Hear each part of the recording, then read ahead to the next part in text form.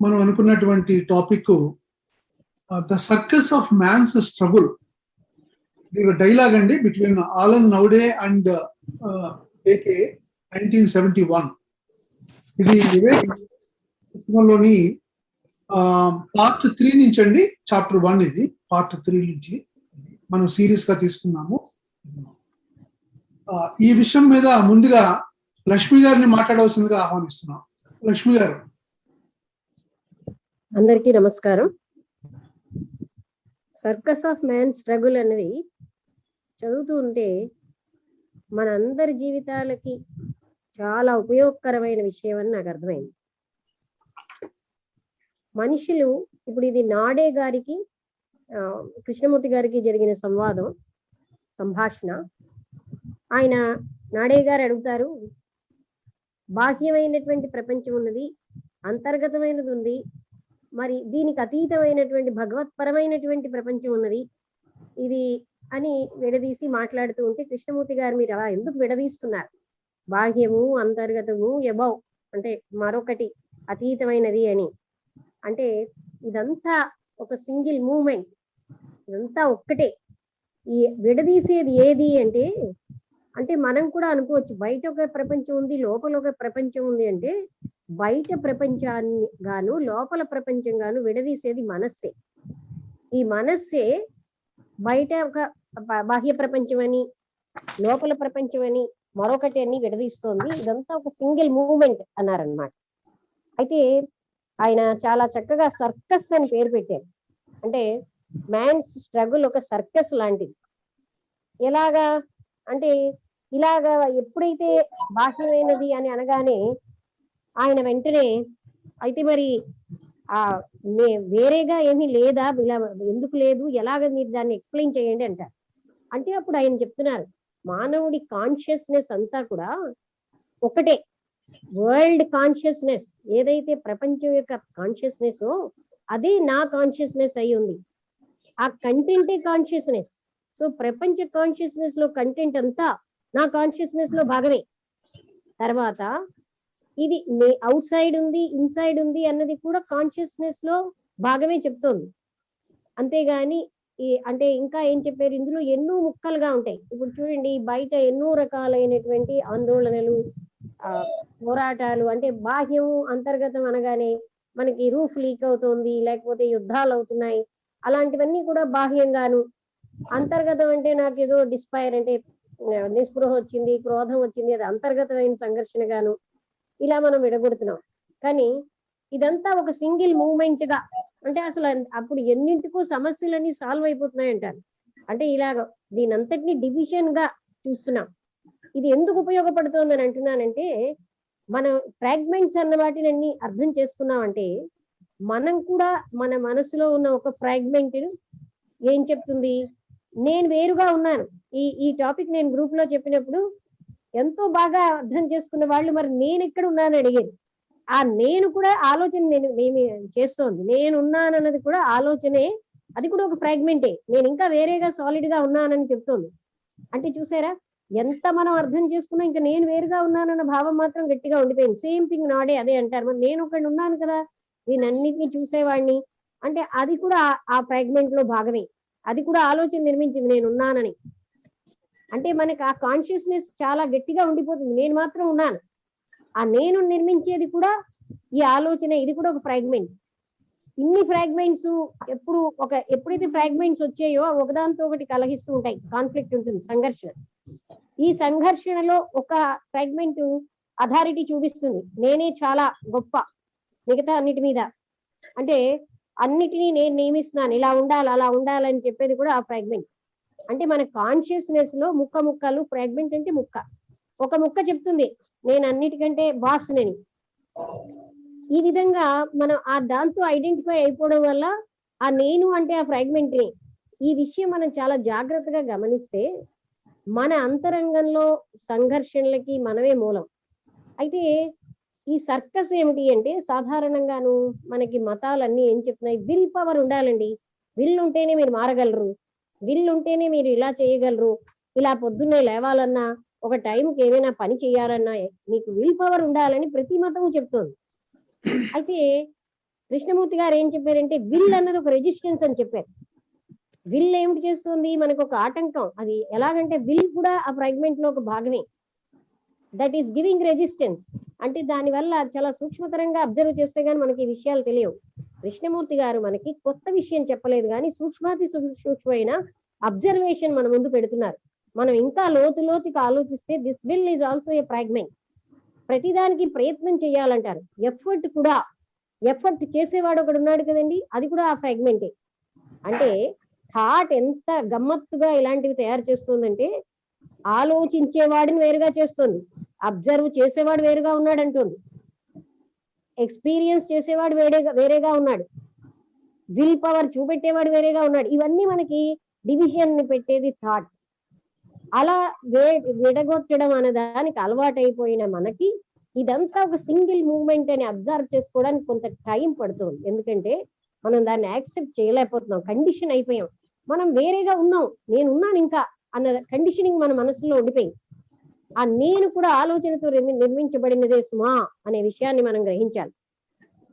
నేను ఎక్కడా లేను, ఈ ఫ్రాగ్మెంట్ ఒకటి నేను అయ్యింది అంటే నేను అన్నదిగా ఈ మొత్తం కాన్షియస్నెస్ లో కంటెంట్ అంతా కలిపితేనే నేను.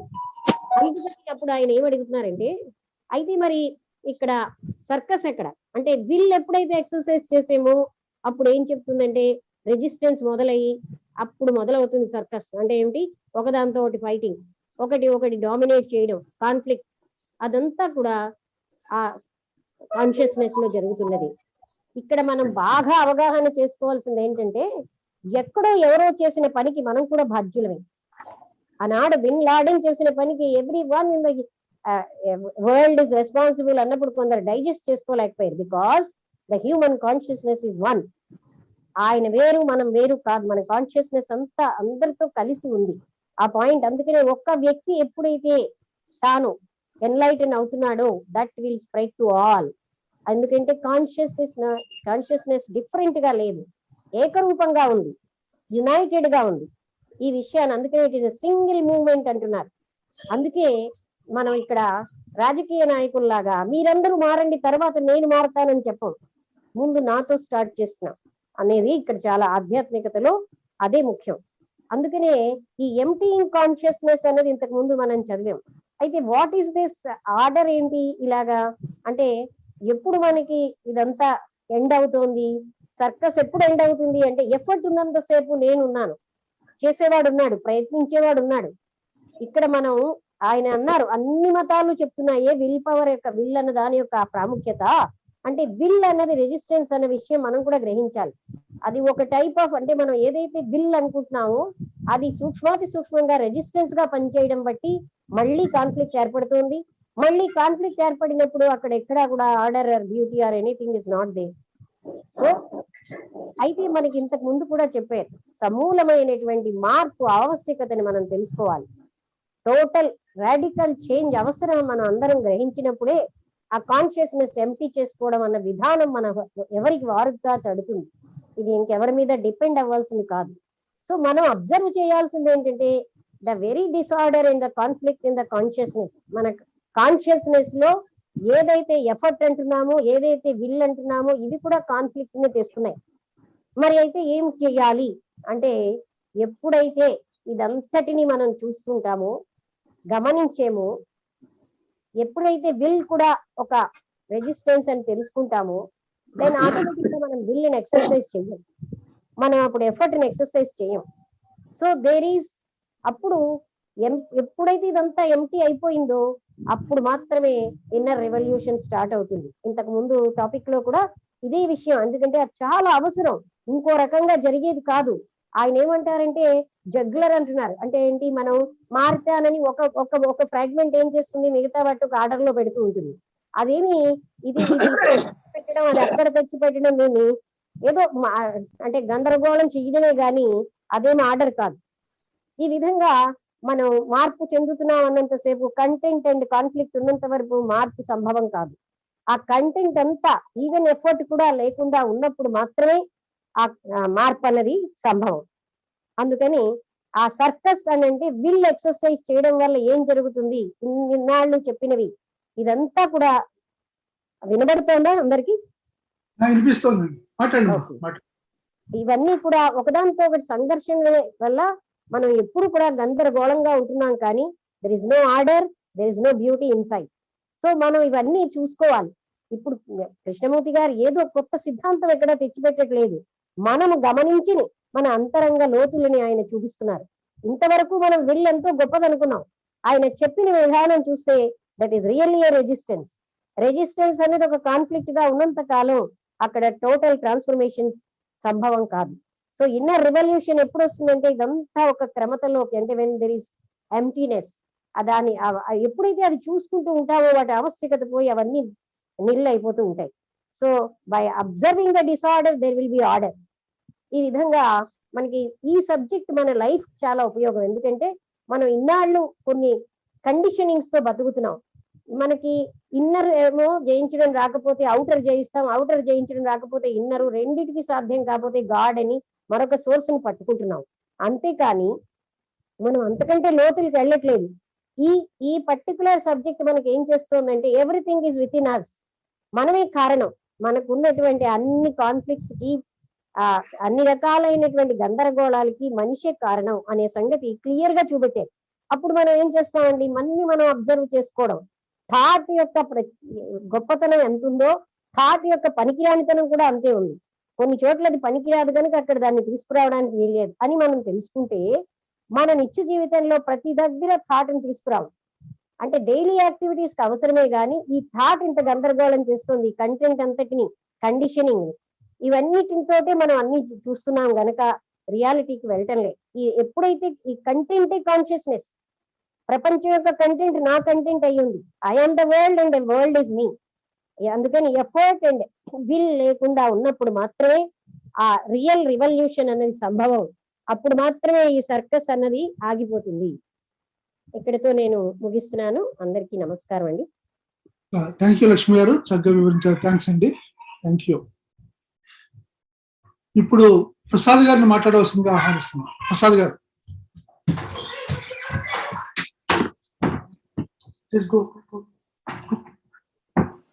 Nice to see your granddaughter, sir. Granddaughters. Thank you, sir. Thank you. Sir, before I get into the topic, I want to acknowledge before the group the help or service rendered to me 2 or 3 days ago by Dr. Subbarao Garu.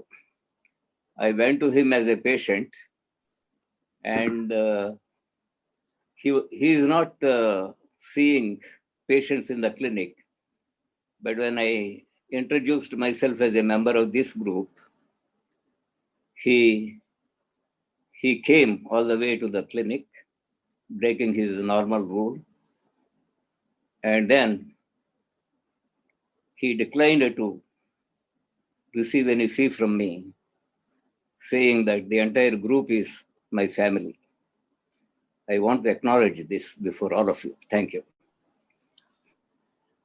Next, sir, coming to this topic, Lakshmi garu anta cover చేశారు. నేను కొంచెం miss అయ్యాను ఆవిడ యొక్క talk initial first few moments. ముందు ఏమిటంటే ఈ టాపిక్లో వారు అనేది కృష్ణమూర్తి గారు, అలెన్ నాడ్ వీళ్ళ డైలాగ్లో first thing they mentioned is there is a lot of disorder in the world.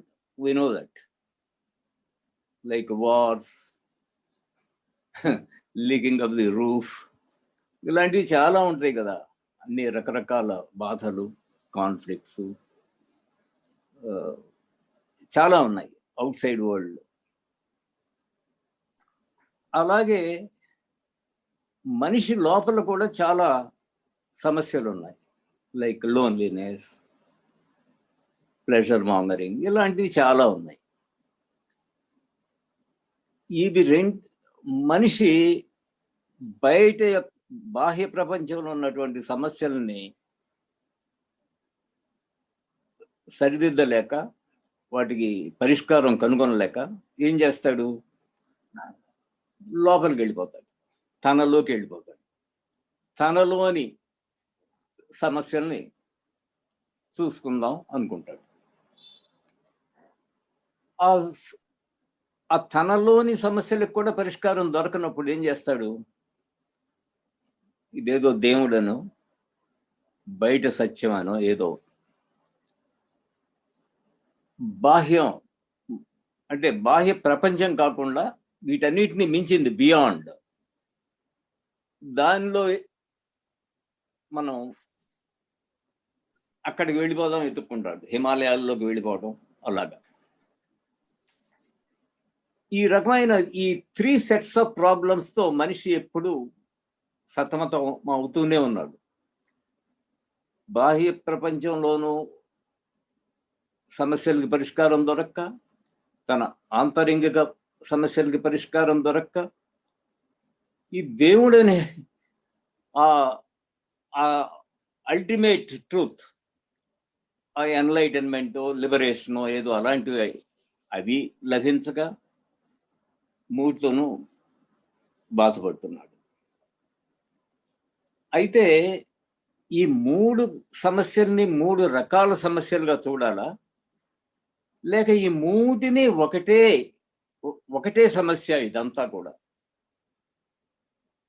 ఈ 3 రకాల సమస్యలు ఉన్నాయా, లేక ఒకటే సమస్య?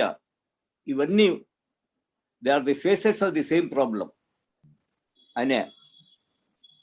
అంటే కృష్ణమూర్తి గారు అనేది వాళ్ళిద్దరి డైలాగ్లో మనకు తేలేది ఏమిటంటే, they are all faces of the same problem. వాటిని విడివిడిగా చూడకూడదు. ఎందుకు చూడకూడదు అనే పాయింట్ వచ్చింది.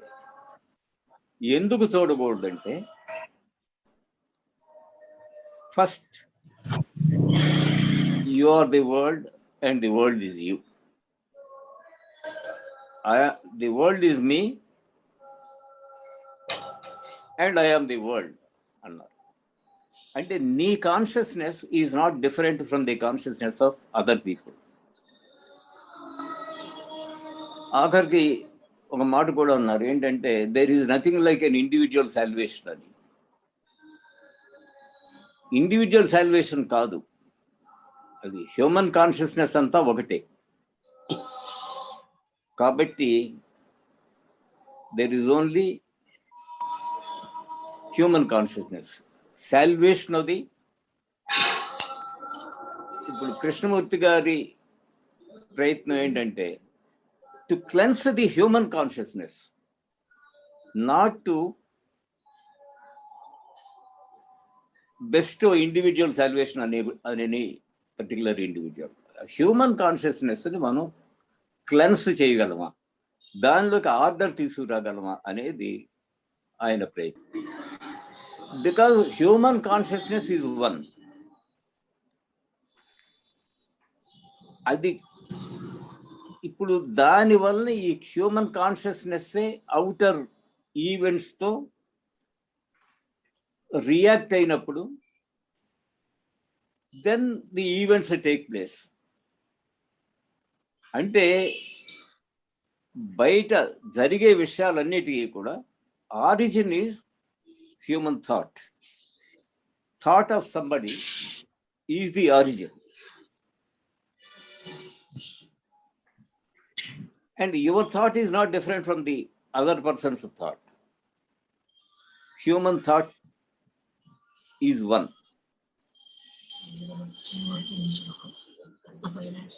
Cultural differences ఉండొచ్చు, language, linguistic differences ఉండొచ్చు, but thought is one. A human consciousness అనేదంతా కూడా ఒకటిగా ఉంది.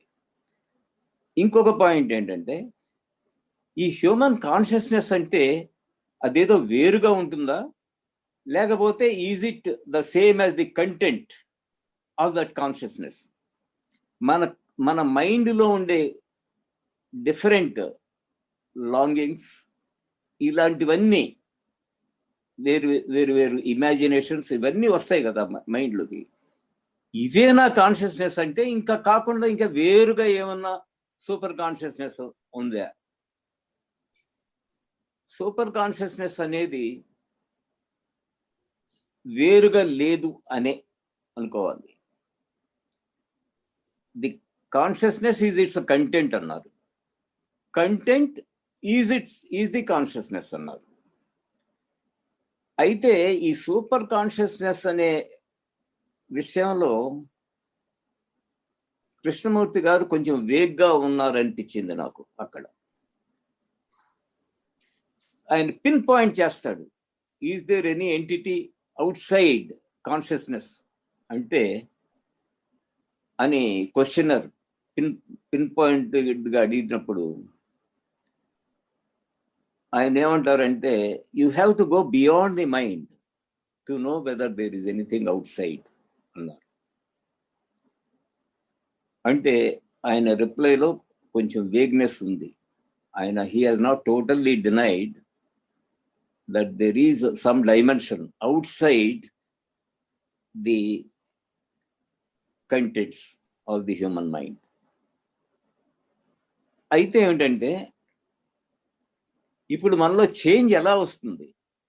we want a radical change.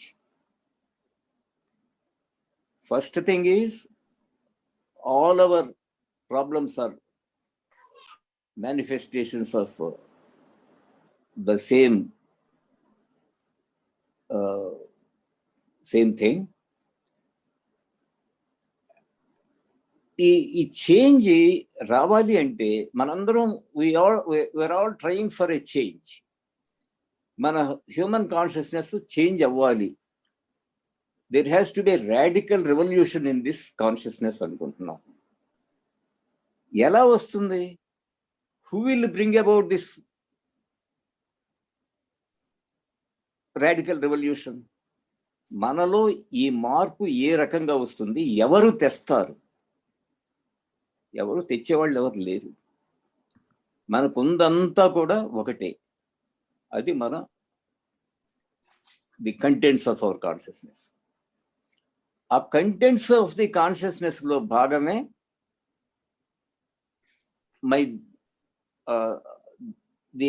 The observer అన్నమాట. అంటే నేను మారాలి, మనిషిలో మార్పు రావాలి, మార్పు తేవాలి అని ప్రయత్నం ఎవరైతే చేద్దాం అనుకుంటున్నారో అతను కూడా, ఆ భాగం కూడా మన యొక్క కంటెంట్లో భాగమే. మన కాన్షియస్నెస్, అది కంటెంట్ ఆఫ్ ది కాన్షియస్నెస్ లో భాగమే. అది కూడా, అది వేరు కాదు. అది వేరు కాంది. అది ఒక that is also a fragment of your mind అన్నారు. ఈ ఫ్రాగ్మెంట్ ఏం చేస్తుందంటే మిగతా ఫ్రాగ్మెంట్స్ మీద డామినేషన్ చేసి నేను తీసుకొస్తాను మార్పు అని విల్ పవరు, అక్కడి నుంచి సప్రెషను, లేకపోతే సబ్లిమేషను, ఏదో ఇలాంటివి మార్గాలు. ఈ మార్పు తేవాలి అనుకునేవాళ్ళు ఏది మారాలనుకుంటుందో ఆ భాగము అన్నీ ఒకటే. They are all part of the same brain, same activity of the brain అన్నమాట. కాబట్టి దాన్ని వాళ్ళు ఏమన్నారంటే, one part is juggling the contents. So one part is juggling, the contents are being juggled. Juggling అంటే అదేదో గారడీ లాంటిది.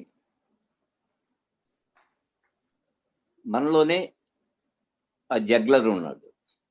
ఆ juggler is nothing outside, it is part of our own brain. మన బ్రెయినే ఒక జగ్లర్ రోల్ అస్యూమ్ చేస్తుంది అనమాట. అయినప్పుడు మరి ఏం చేయాలి? బయట అవుట్ సైడ్ ఏజెన్సీ లేదు మనకి ప్రొటెక్షన్. మరి మనలో ఉన్నటువంటి మన విల్ పవరు అవి లేవు. మరి ఏం చేయాలి? ఈ డిస్కషన్లో ఇంకో చిన్న పాయింట్ కూడా వచ్చిందండి. ఈ మైండ్ ఎంటీ, రాడికల్ రెవల్యూషన్ అంటే ఒక రకంగా ఎంటీయింగ్ of the mind. ఎంటీయింగ్ of the mind అయితే అదేదో చిన్నపిల్లాడి బ్రెయిన్ అయిపోతుందేమో, అంటే ఇనర్షియా వస్తుందేమో, యాక్టివిటీ ఉండదేమో అనే క్వశ్చన్ రేజ్ చేశాడు ఆయన, అలెన్ నార్డ్. ఈయన అంటారు, don't jump to that conclusion, it won't happen like that. Intelligence will be generated అన్నారన్నమాట. అంటే నువ్వేదో వెజిటబుల్ అయిపోతావు అనుకునే అనేటువంటి అవాంతరం జరగదు అన్నారు. సరే, ఈ మార్పు ఎలా వస్తుంది, ఎలా రావాలి అంటే అక్కడ ఎక్సలెంట్ అబ్జర్వేషన్ ఒకటి ఉందండి. ఈ ఫ్రాగ్మెంట్స్లో కాన్ఫ్లిక్ట్ లేకపోతే ఆ ఫ్రాగ్మెంట్స్ లేవు అసలు. మన బ్రెయిన్లో కనుక ఈ కాన్ఫ్లిక్ట్ అనేది లేకపోతే, అంటే consciousness is our fragments, consciousness is the fragments in our brain and also the battle between those fragments అన్నారు. మీలో అంతర్యుద్ధాలు లేకపోతే మీకు అంతరంగం అనేదే లేదు అసలు. ఈ అంతర్యుద్ధాలు లేకుండా ఉన్నప్పుడు ఆయన ఎక్సలెంట్ ఎగ్జాంపుల్ ఏంటంటే, if there is no battle between Pakistan and India, there is neither Pakistan nor India. అంటే రెండు పడుకుంటాయి అంతే. రెండు, we don't notice them even. They may be there but we don't notice them. అవి న్యూస్ పేపర్లోకి ఎక్కవు. అయ్యో రేపు యుద్ధం వస్తుంది, మనకి రేషన్ వస్తుందేమో అని మనం బాధపడం. అంటే అది చూడండి, example it's a wonderful example. If there is no war between two countries, we don't bother about those countries. అలాగే మనలో ఈ అంతర్యుద్ధం లేకపోతే మనం బాదర్ కాం. అది ఇంకో చోట ఒక మాట అంటారు ఏంటంటే, if the machine is working smoothly you don't notice it. అది గరగరమని ఒక శబ్దం వస్తూ ఉంటే, అది బాగా పని చేయకుండా గరగరమని శబ్దాలు ఇస్తూ ఉంటే అప్పుడే మనం దాన్ని నోటీస్ చేస్తాం. Only when there is a disturbance. నాకు ప్రాబ్లం రాబట్టే డాక్టర్ గారి దగ్గరికి వెళ్ళాను, లేకపోతే వెళ్ళను కదా. I won't notice it even. అలాగా ఈ మనలో ఈ అంతర్యుద్ధం లేకుండా ఉంటాం. ఆ అంతర్యుద్ధాలని మనం నోటీస్ చేసుకుంటాం. ఆ అంతర్యుద్ధాలకి will power, exercise of will అనేది ఒక సొల్యూషన్ కాదని గ్రహించటం, ఇవే మార్గాలు. ఆ అబ్జర్వర్ అనేవాడు కూడా మనలో భాగమే. వాడేమీ మనకు మోక్షం ఇవ్వలేడు అని మనం గ్రహించినప్పుడు ఈ circus of man's struggle will come to an end. అంతే sir. Thank you. Thank you Prasad garu, చక్కగా వివరించారు. Thank you sir, thank you. ఇప్పుడు మచ్చేంద్రరావు గారిని మాట్లాడవలసిందిగా కోరుతున్నాం. సార్, అందరికీ నమస్కారం సార్. అయితే క్షమించండి, ఈ టాపిక్ నేను అంతలా చదవలేదు, కాకపోతే నాకు తెలిసింది కొద్దిగా మాట్లాడతాను. నేను వినలేదు, ఒక 20 నిమిషాలు విన్నాను. ఇక్కడ కృష్ణమూర్తి మానవ జీవితంలోని సంక్లిష్టతలు, అది ఒక అంతులేని విషవలయంలా తయారైంది, లేదా దీన్ని అర్థం చేసుకోవడానికి చాలా మందికి చాలా ఇబ్బందికరంగా ఉంది. వేరే గ్రూప్లో మాట్లాడేటప్పుడు కూడా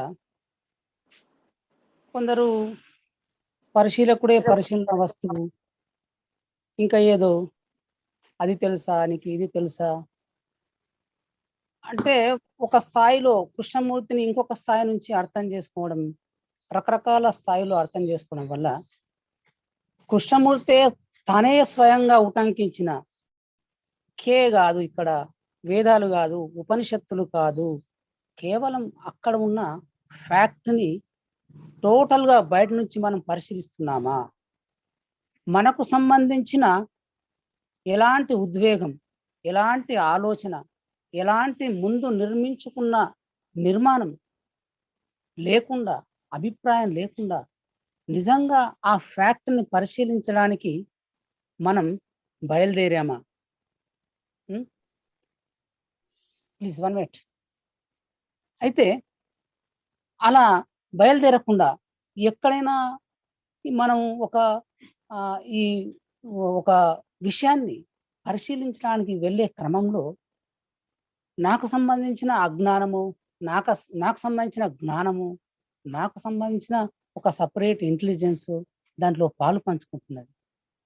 లేకపోతే నా అవగాహన అంతా ఏదో నేను ఒక దాని మీద నిర్మించుకుంటున్నా.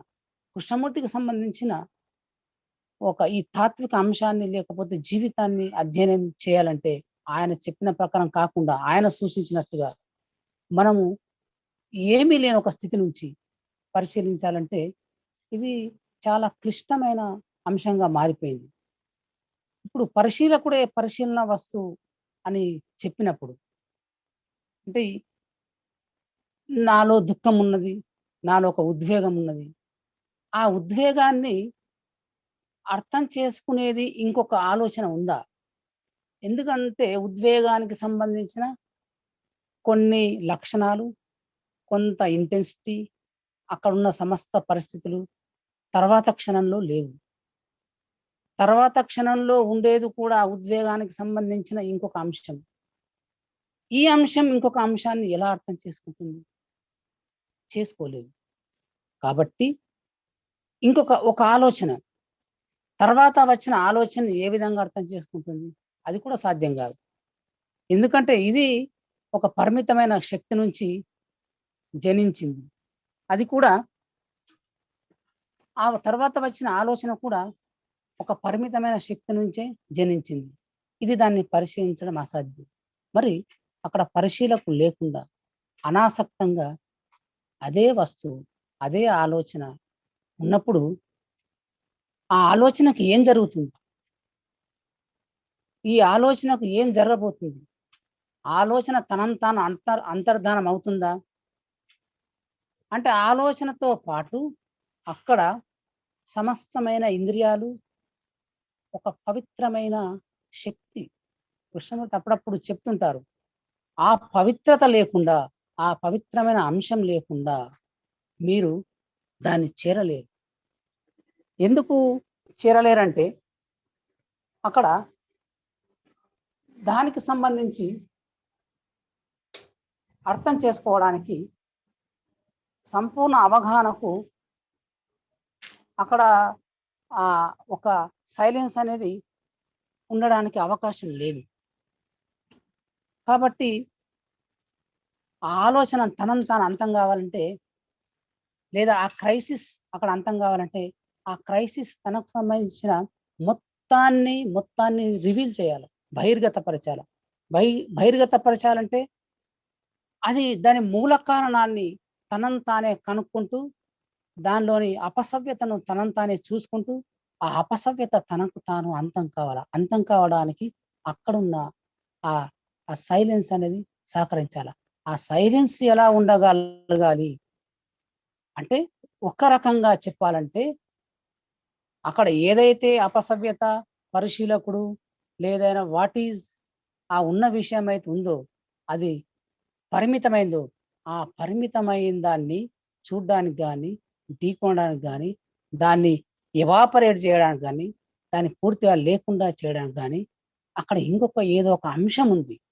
ఆ అంశం దేని ద్వారా బయటకు వస్తుంది అంటే, అంశానికి కంపల్సరీ కావలసినవి అనంతమైన ఒక ఆర్ద్రత మాత్రం జీవితం పట్ల, అంటే దాన్ని అర్థం చేసుకోవడానికి, ఆ జీవన సంబంధాలని చూడ్డానికి ఒక అంతర్దృష్టి అక్కడ తప్పనిసరిగా ఉండాలి.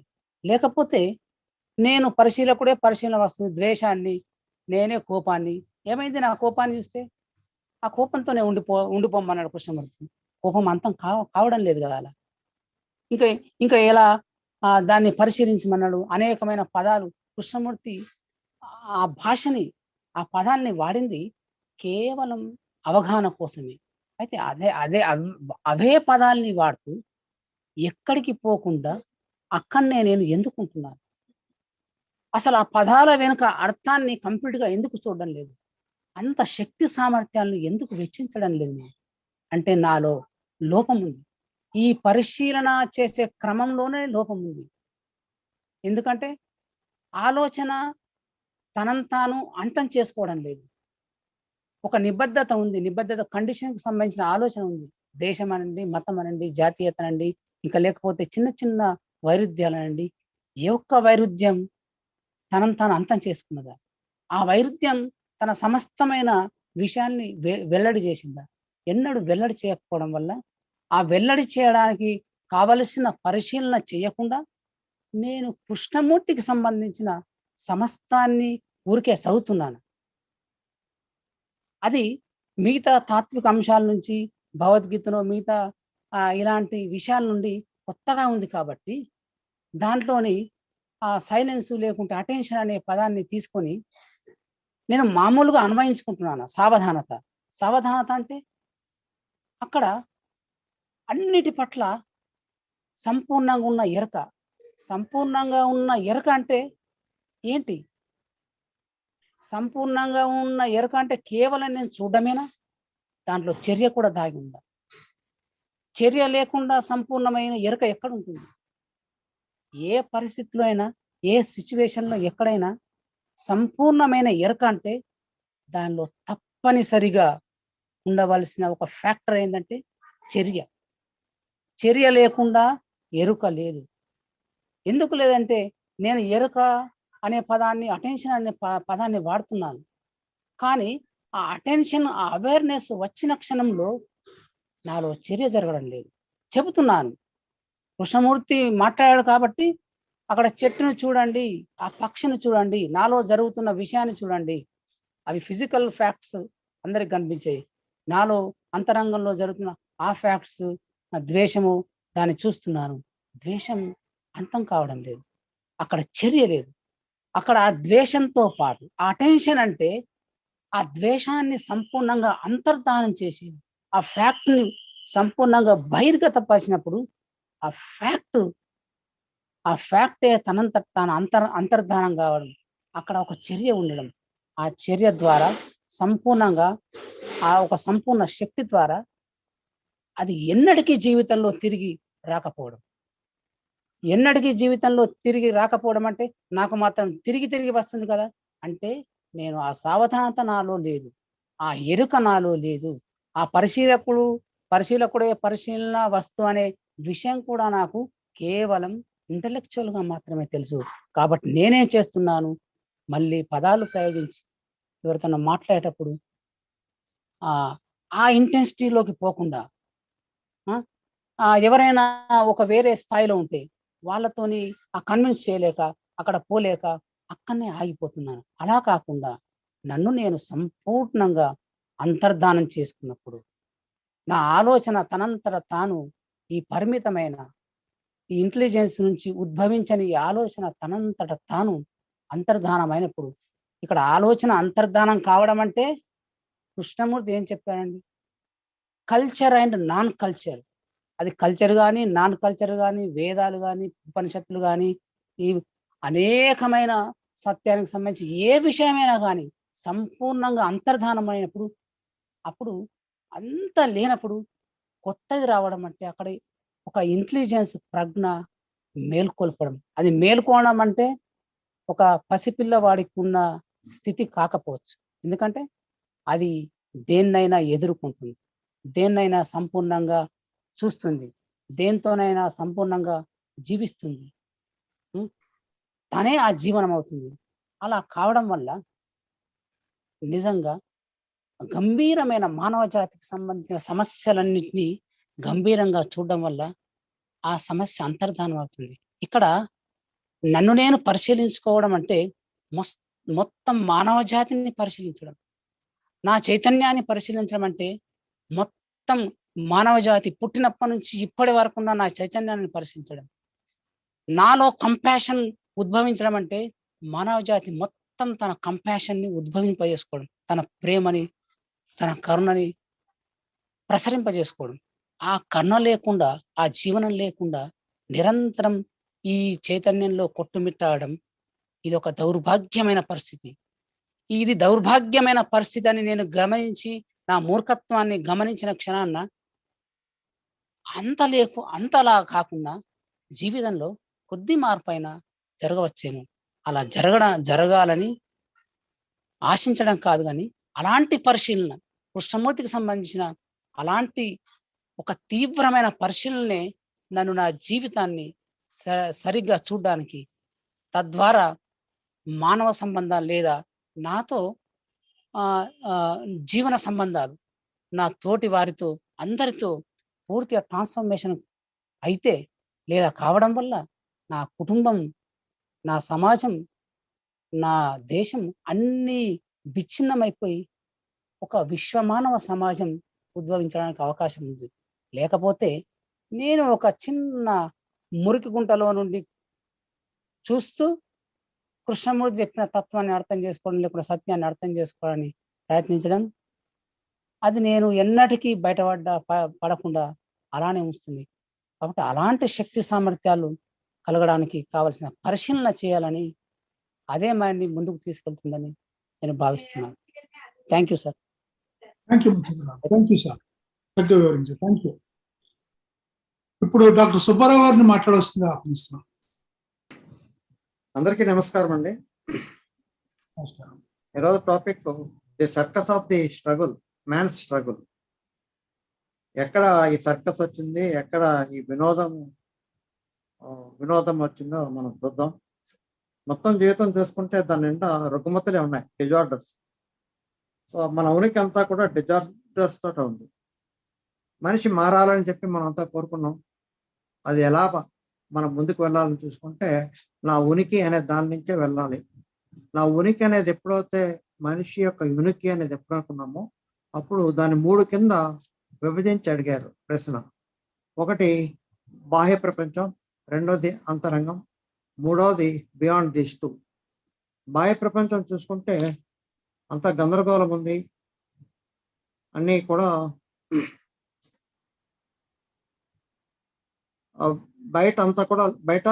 బయట ఉన్నదంతా కూడా సమాజం మనం చూస్తున్నాం. గందరగోళాలు ఉన్నాయి, కాన్ఫ్లిక్ట్లు ఉన్నాయి, యుద్ధాలు ఉన్నాయి, విభేదాలు ఉన్నాయి. అది మనం దాన్ని ఎలా చేయాలో అర్థమవక దాన్ని వదిలేసి లోపలికి చూసుకుంటే లోపలంతా ఘర్షణలు ఉన్నాయి, భయాలు ఉన్నాయి. సో బయట లోపల కూడా మన వల్ల కావట్లేదు. బయట ఉన్నది చూసుకుంటే సమాజం, బయట ప్రపంచం గందరగోళం, అంత వినాశనం చూస్తున్నాం, క్రూరత్వం ఉంది, హింస ఉంది. ఇందులో ఉన్న భయాందోళనలు అని చెప్పి లోపలికి వెళ్తే అక్కడ కూడా ఇలాంటివి ఉన్నాయి.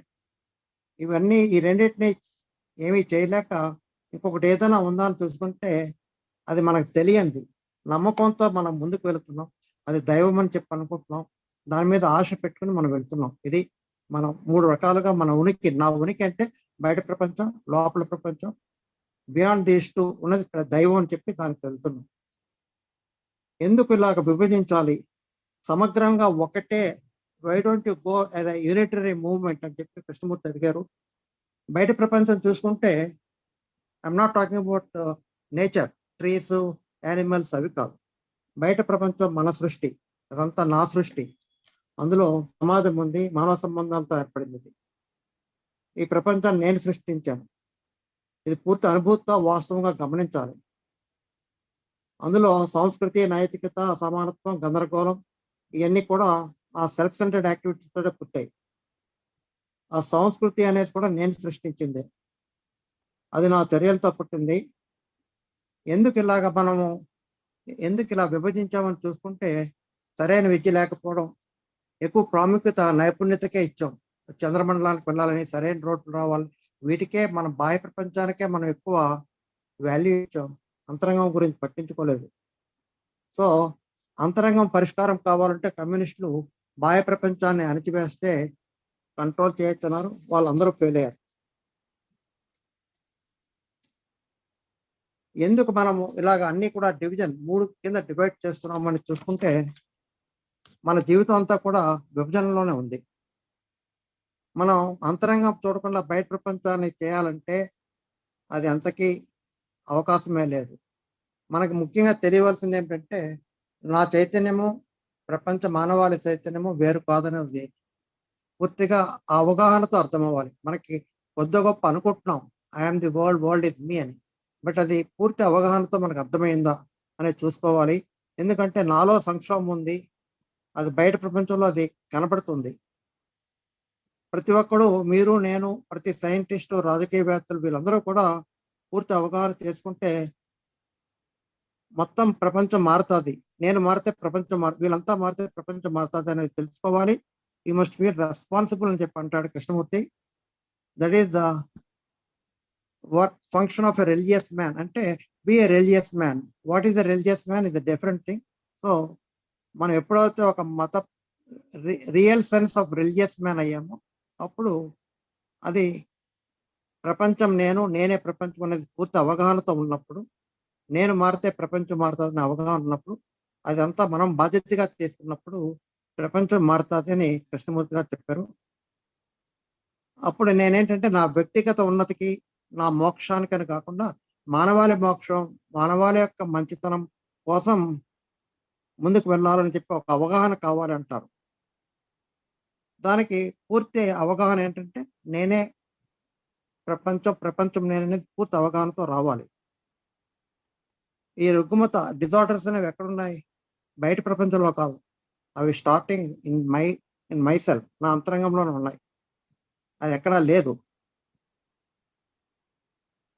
ఇవి ఎప్పుడు కూడా హ్యూమన్ కాన్షియస్నెస్ లోనే ఉన్నాయి. ఇది the crisis and human consciousness because of these disorders.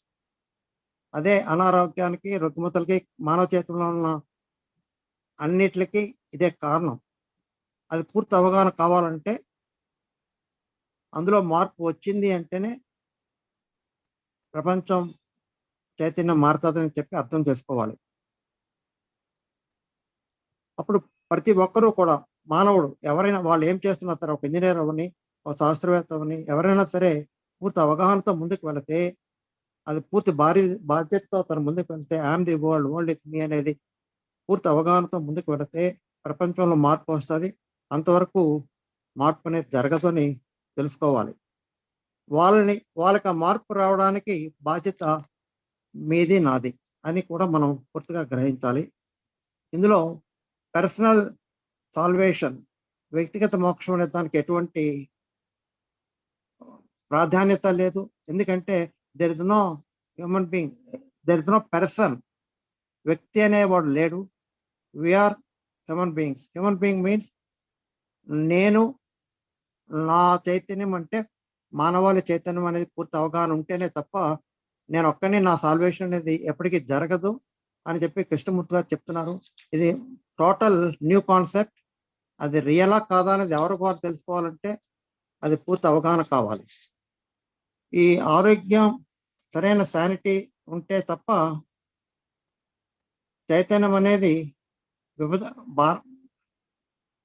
మానవ సమాజం, నేను అంటే మానవ చైతన్యము, నేను అంటే సమాజము, కల్చర్, ఇదంతా కూడా నేను క్రియేట్ చేసినవి. ఇవన్నీ కూడా created by me. The horrors of culture, I mean society created by me. అది మార్పు రావాలి అంటే నాలో మొత్తం మార్పు రావాలి. అది వీలవుతుందా అంటే ప్రయత్నంతో వచ్చేది మాత్రం మార్పు రాదు. ఎందుకంటే effort has no role in total transformation of the man. చైతన్యంలో ఎన్నో విషయాలు ఉన్నాయి. ఆ విషయాలు లేకుండా చైతన్యం ఉందా? ది కంటెంట్స్ ఆఫ్ కాన్షియస్నెస్ అంటే consciousness. Without contents there is no consciousness. అది పూర్తి అవగాహన మనకుందా? ఆ విషయాలు లేకుండా చైతన్యం అనేది లేదు అని పూర్తి అవగాహన పూర్తిగా రావాలి. అది number 1 point. The other point, there is no entity that is going to control. There is no entity call super conscious అనేది లేదు. అది కూడా పూర్తి అవగాహన కావాలి.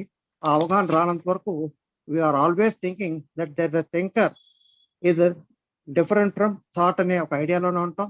Observer is different from observation, experiencer is different from experience అనే ఒక ఒరవడిలో మనం పోతున్నాం. అది పూర్తిగా అవగాహన లేకుండా బయటకు రానంత వరకు మోక్షం లేదని చెప్పి కూడా కృష్ణమూర్తి అంటారు. అది ఎప్పుడు తెలుస్తుందంటే, నా చైతన్యము అనేది ప్రపంచ మానవాళి చైతన్యం ఒకటే అని మాత్రం తెలుసుకోవాలి. మానవాళి చైతన్యం అంటే నేననే తెలుసుకోవాలి. అది పూర్తి అవగాహనత వస్తుందా రాదా అనేది వాళ్ళు తెలుసుకోవాలి. చైతన్యంలో ఉన్న థింకర్ తను మారాలి, చైతన్యాన్ని మారాలి అంటుంది. Is taking an upper hand. అందులో థింకర్ ఉన్నంత వరకు కూడా మార్పు అనేది రాదు. ఉన్న విషయాలు అంచేత మార్పు అనేది కావాలి, రుగ్మతలు మారాలంటే మనం అందరం కూడా ఇదివరకు నేర్చుకున్నాం, ending of disorder is order అని. అలాగే రుగ్మతలు మారాలంటే ending of contents of consciousness is the only way of total transformation. అంటే ఉన్న కంటెంట్స్ అన్ని కూడా పూర్తిగా ఎండ్ అయినప్పుడే ఆ ట్రాన్స్ఫార్మేషన్ అనేది వస్తుందని తెలుసుకోవాలి. There is no modification of contents. Contents modify మనం చేస్తున్నది మోడిఫై చేయడానికే. That is what the juggler is doing. ఇక్కడ అక్కడ అరేంజ్ చేస్తున్నాడు, ఇలా ఉండి అలా ఉండి అని చెప్తున్నాడు, బికమింగ్ అనేది చెప్తున్నాడు. ఇవన్నీ కూడా జగ్లర్ చేస్తున్న పని. అది ఉన్నంత వరకు మార్పు రాదు. The only way of total change is possible only when contents of consciousness or totally emptied. అది వీలవుతుందా? That is what is called revolution. It is not a physical revolution, it is a psychological revolution అనేది తెలుసుకోవాలి. ఈ చైతన్యానికి కావాలి ఏదైనా ఉందా? మనం అందరం కూడా అనుకుంటాం, హిందూయిజంలోను ఇటు క్రిస్టియానిటీలోను సోల్ అనేది ఉంది. హిందూయిజంలో సూపర్ కాన్షియస్ ఆత్మ బ్రహ్మం అనేది ఉందని అనుకుంటాం. బట్ మనకు ఉన్నవాడు ఒకటే, థింకర్ అనేవాడు ఉన్నాడు. He says is different from thought. Observer is there. He says is different from observed thing. And experiencer is there. He says is different from experience. ఉన్న అనుభవాలకి అనుభవించేవాడు వేరని అంటాడు. అబ్జర్వర్ పరిశీలకుడు వేరంటాడు. పరిశీలన వేరు, పరిశీలకుడు వేరంటాడు. ఈ డివిజన్ ఉన్నంత వరకు కూడా ఘర్షణ అనేది తప్పదు. Where there is division there is always conflict. So the గారడీ చేసేవాడు ఎవడంటే the maker of division, that is observer, thinker or experiencer.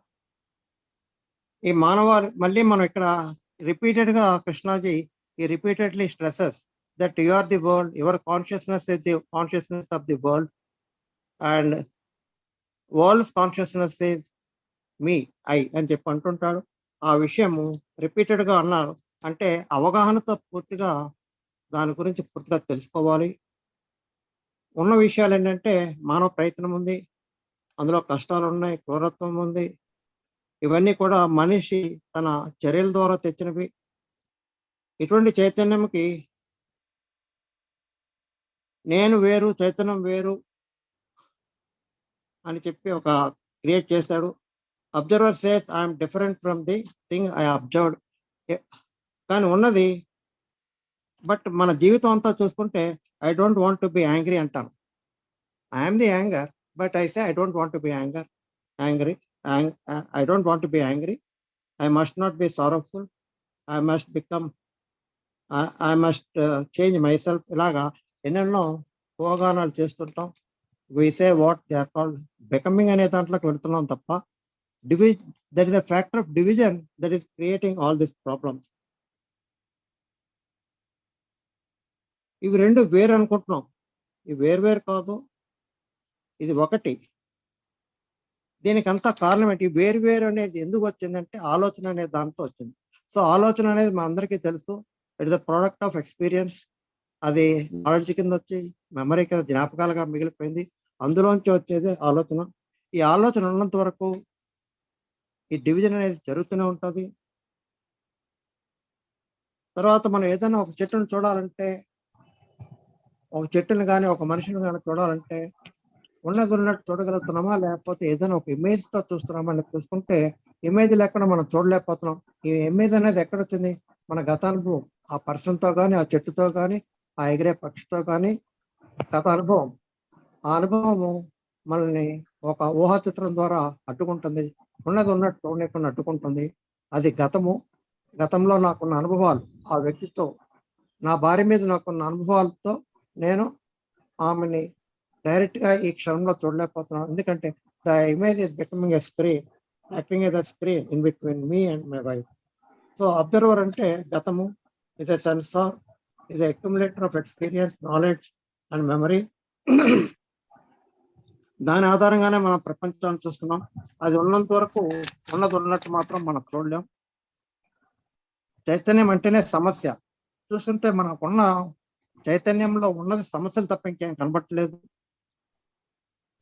Observer and observed ఒకటేనా?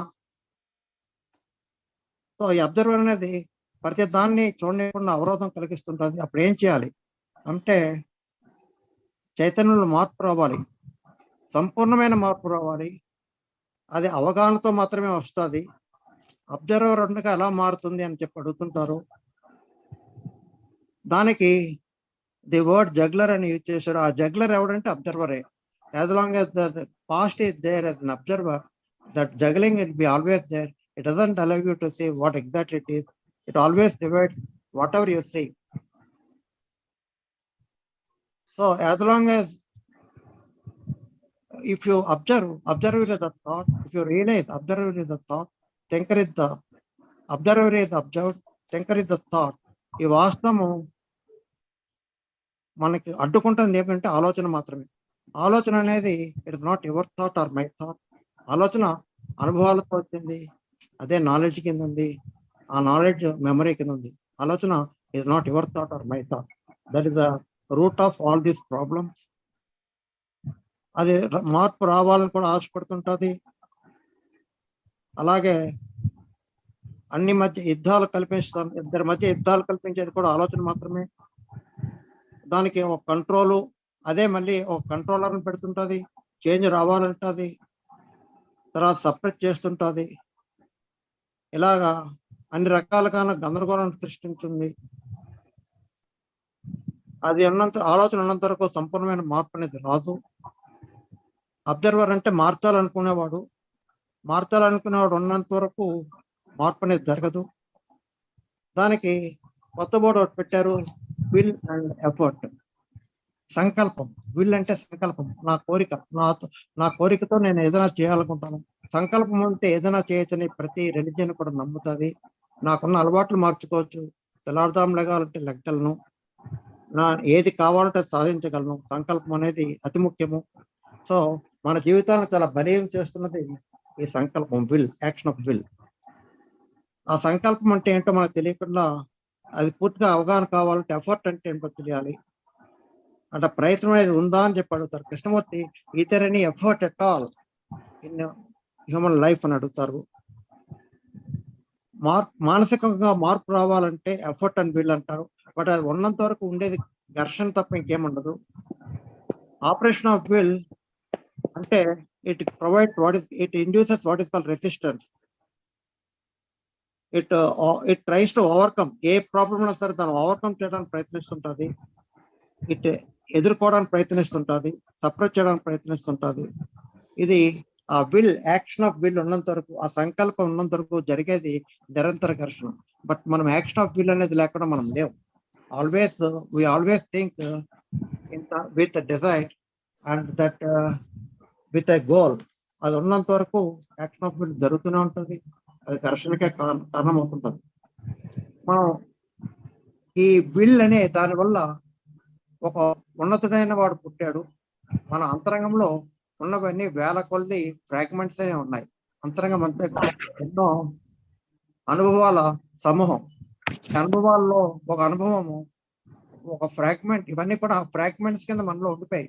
ఈ ఫ్రాగ్మెంట్స్ అంటే మన అందులో ఉన్న విషయాలే ఫ్రాగ్మెంట్స్. అవి మన భయం అనే అనుభవం, కోరికలు, అటాచ్మెంట్స్, విషాదము, ఇలాగా ఎన్నో ఫ్రాగ్మెంట్స్ ఉన్నాయి. అందులో ఒక ఫ్రాగ్మెంట్ అత్యున్నతమైనదిగా తను భావించి it tries to dominate others. So దానికి నాకు రీజనింగ్ తెలుసు, లాజిక్ తెలుసు. అలాగా ఉన్న శక్లాల్లో ఒకటి పెద్దది మిగతా వాటి మీద ఆధిపత్యం చెందుతుంది. బట్ అది ఇంకా ఫ్రాగ్మెంటే. But that is ruling. that has become me, that is the I. Please understand, one of the fragment has transformed itself or called itself as me or I or the observer, the thinker, and that is the cause of all the evils of mankind.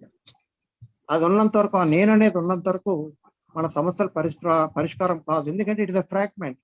It assumes a very big position, but still it is a fragment and it try to control other fragments. So there is always conflict between these fragments. ఆ నిరంతర ఘర్షణే తప్ప ఇంకేముండదు. అలాగే చూస్తూ ఉంటే స్త్రీ మీద పురుషుడు ఆధిపత్యం, ఆ పురుషుడి మీద స్త్రీ ఆధిపత్యము, అది ఎప్పుడూ ఘర్షణకి అలా ఉంటుంది. అలాగే రెండు దేశాల మధ్య యుద్ధాలు ఉంటాయి.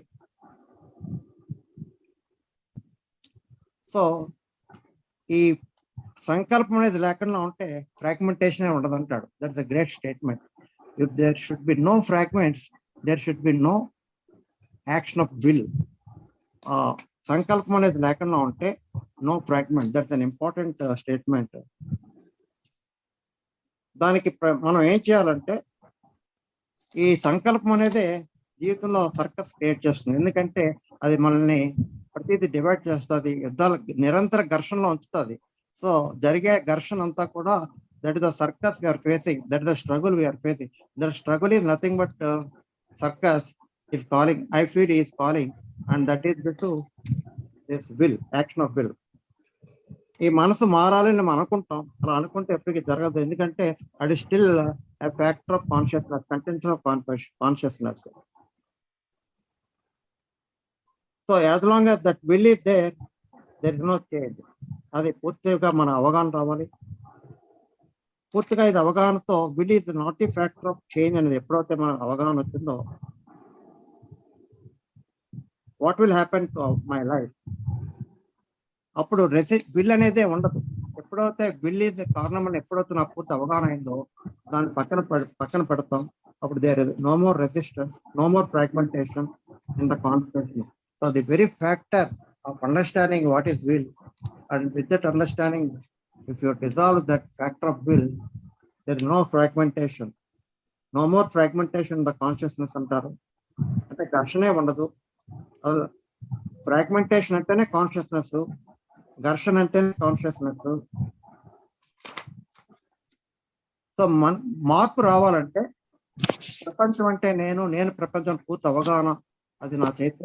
ఇది నాకు పూర్తి అవగాహన వచ్చినప్పుడు, నేనే ప్రపంచం అని పూర్తిగా అవగాహనతో ఉన్నప్పుడు, విషయాలు దాంట్లో ఉండే ఆ శకలాలు, వేల శకలాలు, అది ఆధిపత్యం తీసుకోకుండా ఉన్నప్పుడు, ఆ ఆధిపత్యం కొనసాగుతున్నంత వరకు ఫ్రాగ్మెంటేషన్ కొనసాగుతూనే ఉంటుంది. చైతన్యం అంటేనే ఘర్షణ, మనం అదే చూస్తున్నాం. నా మనసు ఎప్పుడు ఘర్షణలో ఉంటుంది. నేను యాక్టివ్గా ఉన్నాను అంటే ఘర్షణే వస్తుంది.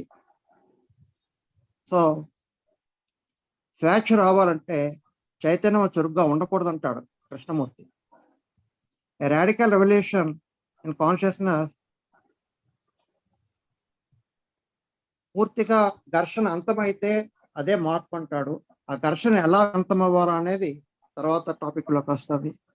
That my understanding sir. Thank you. Thank you doctor Subbarao గారు, చాలా డీటెయిల్డ్ గా వివరించారు. Thank you sir. Thank you. ఇప్పుడు ధనలక్ష్మి గారు మాట్లాడాల్సింది కోరుతున్నాం. నమస్తే సార్. ఈ విషయాన్ని మనము ఎందుకు పరిశీలించాల్సిన అవసరం ఏర్పడింది అనేది నేను స్టార్టింగ్ లోనే చూసాను సార్. సంపూర్ణమైన జీవితాన్ని పరిశీలించాలి అని భావన ఏర్పడినప్పుడు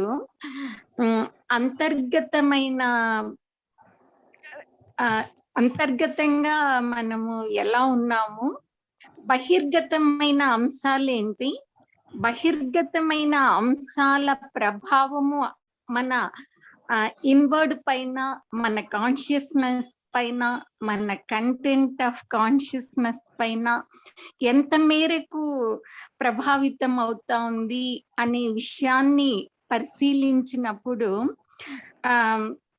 తప్పకుండా బయటి పరిస్థితులు వ్యక్తి జీవితం పైన, వ్యక్తి యొక్క అంతర్గత స్థాయి పైన, అంటే తన కోపమైన, తన బాధ అయినా, తన విచారమైన, ఇవన్నింటినీ కూడా బయటి అంశాలు ప్రభావితము చేస్తూనే ఉన్నాయి అని మనం చరిత్ర నుంచి పరిశీలించినా కూడా ఆ విషయం మనకు అవగతం అవుతూనే ఉందన్నమాట. ఎప్పుడైతే ఒక రాజు, అంటే కృష్ణదేవరాయల కాలంలో ప్రజలు చాలా సుభిక్షంగా నివసిస్తూ ఉన్నారు అని మనం చూస్తూ ఉంటాము. అదే విధంగా చైనా యుద్ధం ఏర్పడినప్పుడు మనకు ఏ విధంగా మనం ప్రభావితమైనాము. సెకండ్ వరల్డ్ వార్ అప్పుడు నిత్యావసర వస్తువులు కూడా కొరత ఏర్పడింది. అప్పుడు ప్రజలలో తనకు ఫుడ్ కూడా లభ్యం కానప్పుడు వాళ్ళకు కోపము, బాధ, ద్వేషము ఇవన్నీ ప్రబలుతాయి. కనుక బయటి పరిస్థితులు మన మానసికమైన, మన కంటెంట్ ఆఫ్ కాన్షియస్నెస్ పైన ప్రభావాన్ని చూపుతాయి. అందువలన ఎస్కేపిజం కోసమేమో మనము థర్డ్ ఫ్యాక్టర్ వైపున ప్రజలు మళ్ళటానికి ఎక్కువ ఈ పరిస్థితులే లీడ్ చేస్తున్నాయి అని అనిపిస్తుంది. అంటే మనకు తెలియని గాడ్ అని, లేకపోతే ఇంకేదో ఉంది, మానవులకు అతీతమైన అంశం ఉంది అని, అలాంటి డైవర్షన్ ఏర్పడుతుంది. కాబట్టి ఈ 3 అంశాలు కూడా వేరువేరా, అవి 3 కూడా ఒకటేనా అనే సందేహము వాళ్ళిద్దరి మధ్య డిస్కషన్ జరిగింది. అప్పుడు కృష్ణమూర్తి గారు ఏమంటున్నారు అంటే, నో డౌట్ ఈ 3 కూడా ఒకే మూమెంట్ కు సంబంధించినటువంటి అంశాలు, ఈ 3ంటిని కూడా మనం ఒకటిగానే పరిశీలించాలి అంటున్నారు. అంతేకాకుండా ఆయన ఇంకొక విషయం ఏం చెప్తున్నారు అంటే, బహిర్గతంగా జరిగేటటువంటి అంశాలన్నీ కూడా ఏ చెట్టో లేకపోతే ఏ మేఘమో ఏ నదినో తీసుకొని రాలేదు, అది మానవులే తీసుకొచ్చారు. కాబట్టి మన ఇన్వర్డ్ ప్రభావము బయట అవుట్వర్డ్ పైన ఉంది, అవుట్వర్డ్ ప్రభావము ఇన్వర్డ్ మీద ఉంది. ఈ రెండింటినీ కూడా తప్పించుకోవటానికి మనము వేరు వేరు మార్గాలను వెతుక్కుంటూ దేవుడు అని పరిశీలన వైపున వెళ్తున్నాము. కాబట్టి ఈ 3 కూడా ఒకే మూమెంట్ గా మనం పరిశీలించాల్సిన అవసరం ఉంది అనే విషయంలో ఇంకొక విషయం కూడా చెప్తున్నారు సార్ ఆయన. ఏమని అంటే,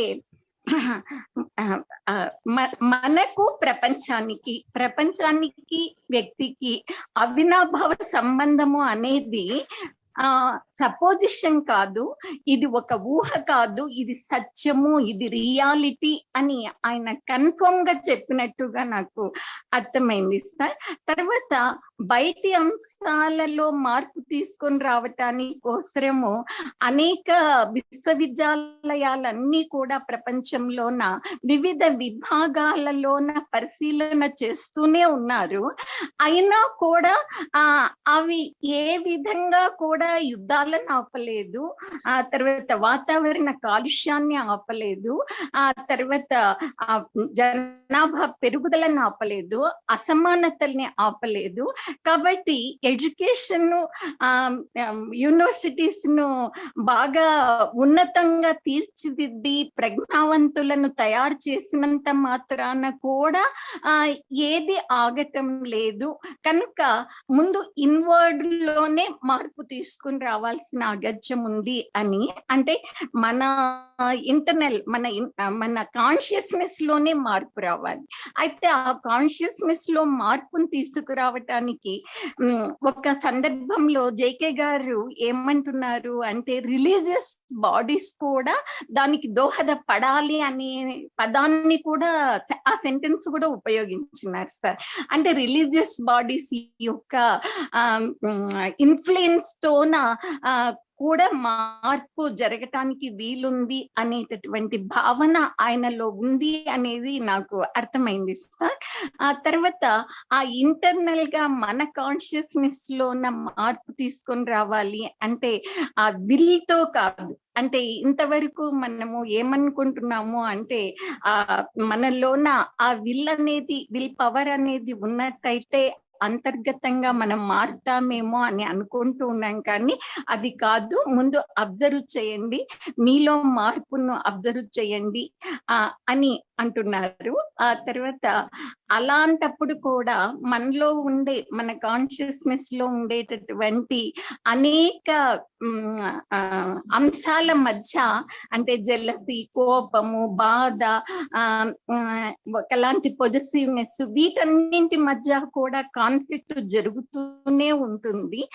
కాబట్టి ఇంకా పెద్దలందరూ కూడా చెప్పారు ఆ విషయాన్ని గురించి. దాన్ని అబ్జర్వ్ చేస్తూ అందులో మార్పు తీసుకొని వస్తే, వ్యక్తి మారితే తప్పకుండా బయటి పరిస్థితులు కూడా మారుతాయి అనే విషయాన్ని ఆయన కన్ఫర్మ్ గా చెప్తున్నట్టుగా అనిపిస్తుంది సార్. అది ఎంతవరకునో అనేది మనము రియాలిటీతో నేను గమనిస్తూ వచ్చాను సార్. గమనిస్తూ వచ్చినప్పుడు ఏమనిపించింది అంటే, ఇంతకు ముందు బయటి అంశాల విషయంలో ఎక్కువగా ఒకలాంటి రియాక్షన్ వచ్చేది అన్నమాట. కోపం వచ్చేది, బాధ వచ్చేది. తర్వాత అలాంటివన్నీ కూడా ఇప్పుడు తగ్గిపోయినాయి సార్. ముందు మనలో మార్పు రావాలి. బయటి అంశాల విషయము మనము ఆలోచించాల్సిన పని లేదు. తప్పకుండా మనలో మార్పు వచ్చినట్టయితే, మన కాన్షియస్నెస్ లో మార్పు వచ్చినట్టయితే, మన కాన్షియస్నెస్ లో మార్పు అనేది అదంతటా అదే రావాలి, కానీ అది సప్రెస్ చేయటం వలన, విల్ను ఉపయోగించటం వలన, ఏ గురువులో చెప్పింది వినటం వలన, లేకపోతే పుస్తకాల్ని అధ్యయనం చేయటం వలన రాదు. అది ఎవరికి వాళ్ళు తెలుసుకొని ఆ మార్పు సంభవించినట్టయితే, ఒక రకంగా బయటి అంశాలు ఏమైనా కూడా మనం బహుశా రియాక్ట్ కామేమో, బాధపడమేమో అని మాత్రం అనిపించింది sir.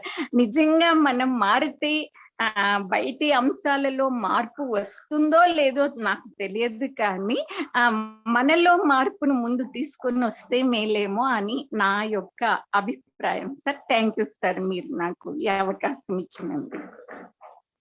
Thank you ma'am. Thank you Dhanalakshmi గారు, చక్కగా వివరించారు. థ్యాంక్ యూ అండి. Thank you. ఇప్పుడు నేను మాట్లాడతానండి. అందరికీ నమస్కారం.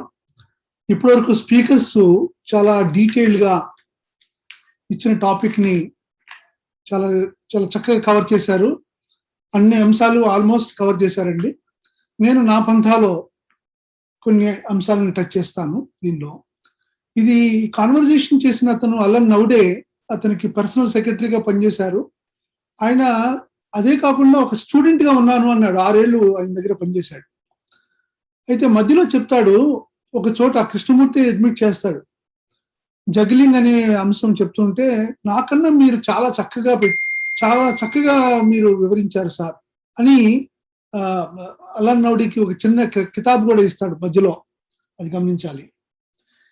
ఈ టాపిక్ జస్ట్ ఒక సీక్వెన్స్ లో తీసుకెళ్తానండి. దీంట్లో అందరూ కవర్ చేశారు, అయినా కూడా ఎవరికి బోర్ కాకుండా కూడా చేస్తాను. అలన్ నౌడే మొదట్లోనే చెప్తాడు, దిర్ ఈజ్ ఎ డిజార్డర్. మొత్తం అవుట్ సైడ్ ఉంది, అలాగే ఇన్సైడ్ ఉంది. తర్వాత ఈ రెండింటి నుంచే కాకుండా ఇంకొకటి ఏదో ఎటర్నిటీ, గాడ్, క్రియేషన్ అనే ఒక డైమెన్షన్, మానవుడికి తెలియనటువంటి అన్నోన్ అనేటువంటి ఒక డైమెన్షన్. ఈ 3 అంశాలని మన ముందు ఉంచుతాడు కృష్ణమూర్తి ముందు. ఉంచితే కృష్ణమూర్తి అంటాడు, ఫస్ట్ ఆఫ్ ఆల్ అసలు ఈ డివిజన్స్ అన్ని ఏ విధంగా మీరు ఎందుకు చూస్తున్నారు ఈ విధంగా 3 డివిజన్స్ కింద? ఇవి అన్నిటి ఇది ఒక్కటే యూనిటరీ మూవ్మెంట్, ఇది టోటల్ యూనిటరీ మూవ్మెంట్ ఇది. అటువంటిది మరి 3 వేరువేరుగా ఎలా చూస్తారు మీరు? ఇలా 3 వేరువేరుగా డివిజన్స్ చూస్తే దాని యొక్క సమస్యను పరిష్కరించే అవకాశం లేనే లేదు అన్నాడు. సో మనం కనుక సొల్యూషన్ కనుక పొందాలి అనే క్రమంలో అయితే అలా డివిజన్ మాదిరిగా కాకుండా అది అంతా కూడా ఒక యూనిటరీ మూవ్మెంట్, అది మనం గమనించాలి అని చెప్తాడు. తర్వాత మనం జనరల్గా జరుగుతున్నది ఏంటంటే, మన అవుటర్ ప్రాబ్లమ్స్ అన్ని మనం గమనిస్తాం. వాటిల్ని మనం హ్యాండిల్ చేయలేక కంప్లీట్ గా సంపూర్ణంగా ఇన్నర్ అంటే లోపలికి తరలుతాం. అప్పుడు మళ్ళీ ఇన్నర్ ఇన్సఫిషియన్సీ లోపల, మళ్ళీ అక్కడ కూడా మనం వాటిని అన్నిటినీ కూడా మనము సాటిస్ఫైయింగ్ గా సమస్యలను పరిష్కరించకపోయేటప్పటికి మనం ఒక మూడో ఎంటిటీ డివైన్ అనే ఒక ఆస్పెక్ట్ లో అదేదో మనకు తీరుస్తుంది అనేటటువంటి కాలంలో ఒక థర్డ్ డైమెన్షన్ కి, ఒక అవుట్ సైడ్ ఏజెన్సీకి మనం అందరూ కూడా ఎదురు చూస్తూ ఉంటాం. ఇది మామూలుగా జరుగుతున్నటువంటి అంశము. అయితే కృష్ణమూర్తి గారు అంటారు, ఇది ఎప్పుడైతే మనం యూనిటరీగా మూవ్మెంట్ గా కనుక చూసినట్టయితే, ఈ మూడు సమస్యలు వేరుగా కాకుండా చూసినట్టయితే మనం తప్పకుండా వీటి యొక్క ఈ సమస్యలకి పరిష్కారం మనము తప్పకుండా కనుగొనవచ్చు, మనం పొందవచ్చు అనేటటువంటి అంశాన్ని ముందు చెప్తాడు. చెప్తూ ఈ వరల్డ్ అంతా కూడా ఈ అవుట్ సైడ్ ఇదంతా కూడా క్రియేటెడ్ బై మీ, అంటే మీ అంటే ఐ అంటే చెట్లు అన్ని కాదు, చెట్లు కానీ క్లౌడ్స్ లేదా బ్యూటీ ఆ ల్యాండ్స్కేప్ అవి కాదు, ద హ్యూమన్ ఎగ్జిస్టెన్స్, మానవాళి యొక్క ఇది మన అంటే సొసైటీ, ఇదంతా కూడా మన ఈ రిలేషన్షిప్స్ వల్ల క్రియేట్ చేసినట్టు బాంధవ్యాల వల్ల, మన బిహేవియర్ వల్ల మనం అంతా క్రియేట్ చేసినాం సొసైటీ కదా, ఏర్పరచుకున్నాం. దీన్ని ఐఎమ్ నౌ రిఫరింగ్ టు. ఈ వరల్డ్ అనేటటువంటిది world is me and I'm the world. So అది వేరు కాదు, నేను ఆ వరల్డ్ వేరు కాదు, మన ఇద్దరం ఒకటే. సో ఇది మాత్రం కంప్లీట్ ఫ్యాక్ట్, ఇది కంప్లీట్ గమనించాలి. ఇది ఒక కాన్సెప్ట్ ఇంటలెక్చువల్ కాకుండా ఇట్స్ ఎ ఫ్యాక్ట్ అనేటటువంటిది గమనించాలి. అయితే ఈ విషయాన్ని అందరూ ఎందుకు చూడలేదు అని క్వశ్చన్ వేశాడు నాడు. వై ఒక పాలిటీషియన్ కానీ, ఒక సైంటిస్ట్ కానీ, ఒక ఇంజనీర్ కానీ ఊయవా ఎందుకు చూడలేకపోతున్నారు అంటే, ప్రాబబ్లీ బహుశా రైట్ ఒక ఎడ్యుకేషన్ సరైనటువంటి పంతాలో లేదేమో అంటాడు. మనకు చెప్పే చదువు అంతా స్పెషలైజేషన్ మీద పోతున్నాము, లేదా డిజైర్ టు కాంకర్, ఏదో మూన్ మీద మూన్కి మనం వెళ్ళాలి, మన ఫ్లాగ్ ని పెట్టుకోవాలా, లేకపోతే గల్ఫ్ ఆడాలి, ఇట్లా ఆలోచనలన్నీ కూడా మనము చేస్తున్నాము. తర్వాత ఇప్పుడు కూడా మనం ఆలోచించేది ఏంటంటే అవుటర్ ని మార్పు చేసుకుని మనం సమూల మార్పు పొందుదామని చూస్తాం. అదే కమ్యూనిస్టులు చేసే పని. జనరల్ గా కమ్యూనిజం, కృష్ణమూర్తి గారు ఎప్పుడు కూడా కమ్యూనిజాన్ని చాలా డైరెక్ట్ గా అటాక్ ఇచ్చాడు. అందుకే ఆయన పుస్తకాలన్నీ కూడా ఆయన జీవితకాలంలో అన్ని బ్యాన్ చేశాడు, కమ్యూనిస్ట్ చైనా కానీ లేకపోతే రష్యా కానీ. కానీ ఇప్పుడు మీరు పారాడాక్స్ గమనించారు, ఎందుకంటే ఆయన 86లో పోయాడు, 88, 89లో మనకి రష్యన్ కొలాప్స్ ఇదంతా జరిగింది. ఇప్పుడు చైనా కూడా it is not completely communism China, it is now embracing capitalism. So ఈ ప్రాసెస్ లో ఉన్నది కదా. ఇప్పుడు పుస్తకాలు నేను కృష్ణమూర్తి ఫౌండేషన్ అమెరికా వాళ్ళతో ఇంటరాక్ట్ అయినప్పుడు ఆ డైరెక్టర్ చెప్పాడు, కృష్ణమూర్తి పుస్తకాలన్నీ కూడా ఈ రష్యన్ లోను చైనీస్ లో బాగా ఎక్కువ తర్జుమా అవుతున్నాయని, ఎక్కువ సేల్స్ అవుతున్నాయని ఇప్పుడు జరుగుతున్నాడు. ఎందుకంటే ఫ్రీడమ్ గురించి కృష్ణమూర్తి గారు అన్ఈక్వివోకల్ టర్మ్స్ ఆయన చాలా చాలా క్లియర్ గా ఆయన జీవితకాలం చెప్పాడు. అది ఇప్పుడు చైనా అండ్ రష్యా కూడా ఎంబ్రేస్ చేసిన సందర్భం మనం గమనించాలి. అయితే కృష్ణమూర్తి గారు ఇంకొకటి అంటాడు, ఇందాక యూనివర్సిటీస్ అన్ని కూడా ఎలాగైతే కమ్యూనిస్టులు అవుటర్ అన్నారో అలాగే గ్రేట్ యూనివర్సిటీస్ కూడా ఏర్పడ్డాయి. ఎట్లా స్పెషలైజ్డ్ స్టడీస్ వేరియస్ డిపార్ట్మెంట్స్ అన్ని పెట్టి మనం చేయడం వల్ల చాలా సమూలమైన మార్పులు పొందే క్రమం ఉంటుంది అనే భావన. It has got its role. Universities knowledge అంతా కూడా ఉంది, టెక్నికల్ ఆస్పెక్ట్స్ అన్ని ఉన్నాయి. బట్ ఈ సమూల మార్పు అంశంలో కూడా యూనివర్సిటీస్ ఏదో చేస్తాయనే భావనలో ఉండింది అనేటటువంటిది అని చెప్తే అంటాడు, we're missing a basic point అంటాడు, బేసిక్ థింగ్స్ ఆర్ అంటాడు కృష్ణమూర్తి. ఏంటంటే మనం కనుక ఫీలింగ్ లోపల కనుక యాక్చువల్ ఫీలింగ్ ఉన్నట్టయితే I'm the world is me అని కనుక ఉన్నట్టయితే అప్పుడు ఆ ప్రాబ్లం అంతా కూడా మనం డిఫరెంట్ వే చూస్తాం, టోటలీ డిఫరెంట్ వే. ఇప్పటివరకు ఏంటి మనం సంకుచిత నేరోలుగా నాకేంటి ఎవరైనా అంటే చూడు నాకేంటి అని ఆలోచిస్తారు. నాకేంటి అనే కదా మనకేంటి అని ఆలోచించింది, అందులో మనం కూడా ఉన్నాము, మన యొక్క కాంట్రిబ్యూషన్ ఉంది, మన యొక్క కేక్ స్లైసింగ్ కూడా దాంట్లో ఉంది. అలా కనుక భావించినట్టయితే అది సర్వలోక కళ్యాణం. ఆ అంశాన్ని Krishnamurthy is now referring here. అయితే మన యాక్షన్ సెపరేటివ్ గా ఉండదు, నాది అంటూ ఉండదు, మనం యాక్షన్ చేస్తాం, దాంట్లో మనం కూడా ఒక భాగం, ఆ విధంగా ఉంటుంది. అయితే ఎప్పుడైతే మనము కంప్లీట్ గా world is me and you are the world అనేటటువంటిది కనుక ఉంటైతే ఏ యాక్షన్ ఏది చేసినా కూడా, ఎటువంటి యాక్షన్ చేసినా కూడా అది మొత్తము కాన్షియస్నెస్ ని అంత కూడా ఎఫెక్ట్ చేస్తుంది అన్నాడు. ఎందుకంటే మొత్తం హోల్ కాన్షియస్నెస్ అనేది ఒకటే కదా అనే అంశంలో మనం గనక అటువంటి ఆ దృక్పథంతో గనక టోటల్ బీయింగ్ తో గనక మనం గనక ఏ యాక్షన్ చేసినా కూడా it effects the whole consciousness of the man. అది మాత్రం గమనించాలి. తర్వాత అసలు విషయం వస్తే ఈ క్రైసిస్ అంతా కూడా కాన్షియస్నెస్ లోనే ఉంది. లోపడే డివిజన్ ఉంది. మనందరికీ తెలుసు, ఒక సెంటరు, ఒక సెన్సారు, ఒక ఐ అనేటటువంటి ఒక అంశం ఉంది. థాట్ ఉంది, థాట్ నుంచి థింకర్ అనేటటువంటి వాడు, డ్యుయాలిటీ. ఇది ఆల్ ద టైం ఎప్పుడు కూడా ఈ బ్యాటిల్, స్ట్రగుల్, సంక్షోభం మొత్తం కూడా దీన్ని ఈ డ్యుయాలిటీ నుంచి వన్నెస్ అనేటటువంటి క్రమంలో కృష్ణమూర్తి గారి యొక్క మేజర్ ఆస్పెక్ట్. అసలు కృష్ణమూర్తి మాట్లాడుతున్నది మన ఈ కాన్షియస్నెస్ నుంచి out side, step out of, actually మనం గమనించాలి. ఇది మొత్తం అసలు ఏది వదులుతున్నాడని నేను అనుకోను, ఇది కవర్ చేయలేదని మీరు గమనించ అసలు లేదు. ఆయన ఏంటంటే దిర్ ఈస్ అ పాసిబిలిటీ అన్నాడు. You can step out of this consciousness. ఆ అవకాశం ఉంది. ఎందుకంటే ఆయన త్రూ అయిన సందర్భము, when one it has happened it is possible to everyone అనేటటువంటి భావంతో ఆయన మొత్తం టీచింగ్ జరుగుతూ ఉంటుంది అన్ని చోట్ల మనం గమనిస్తే. అయితే ఈ కాన్షియస్నెస్ ఎక్కడుందండి? డిజార్డరు మనలోనే ఉంది, మన చైతన్యం, మన ఇంటర్నల్ చైతన్యంలోనే ఉంది. ఎందుకంటే డివిజన్ ఉంది కాబట్టి. అంతేగాని ఎక్కడో ఇంకో చోట లేదు. అవుటర్ కూడా మనమే సృష్టించాం. మన బాంధవ్యాలు, మన సొసైటీ మనమే సృష్టించాం. ఈ యొక్క యాంబిషన్, గ్రీడు, ఈ డిజైర్, వీటి ద్వారానే కదా మనం క్రియేట్ చేసాం మన సొసైటీని. అదే నార్మ్స్ తోటి నడిచిపోతుంది. అంశాన్ని మనం గ్రహించాలి అని అంటాడు. తర్వాత ఆ నౌడి భలే క్వశ్చన్ వేశాడు. సార్ మీరు ఏదో భలే చెప్పారు సార్, ఒకడు మారితే సరిపోతుందా?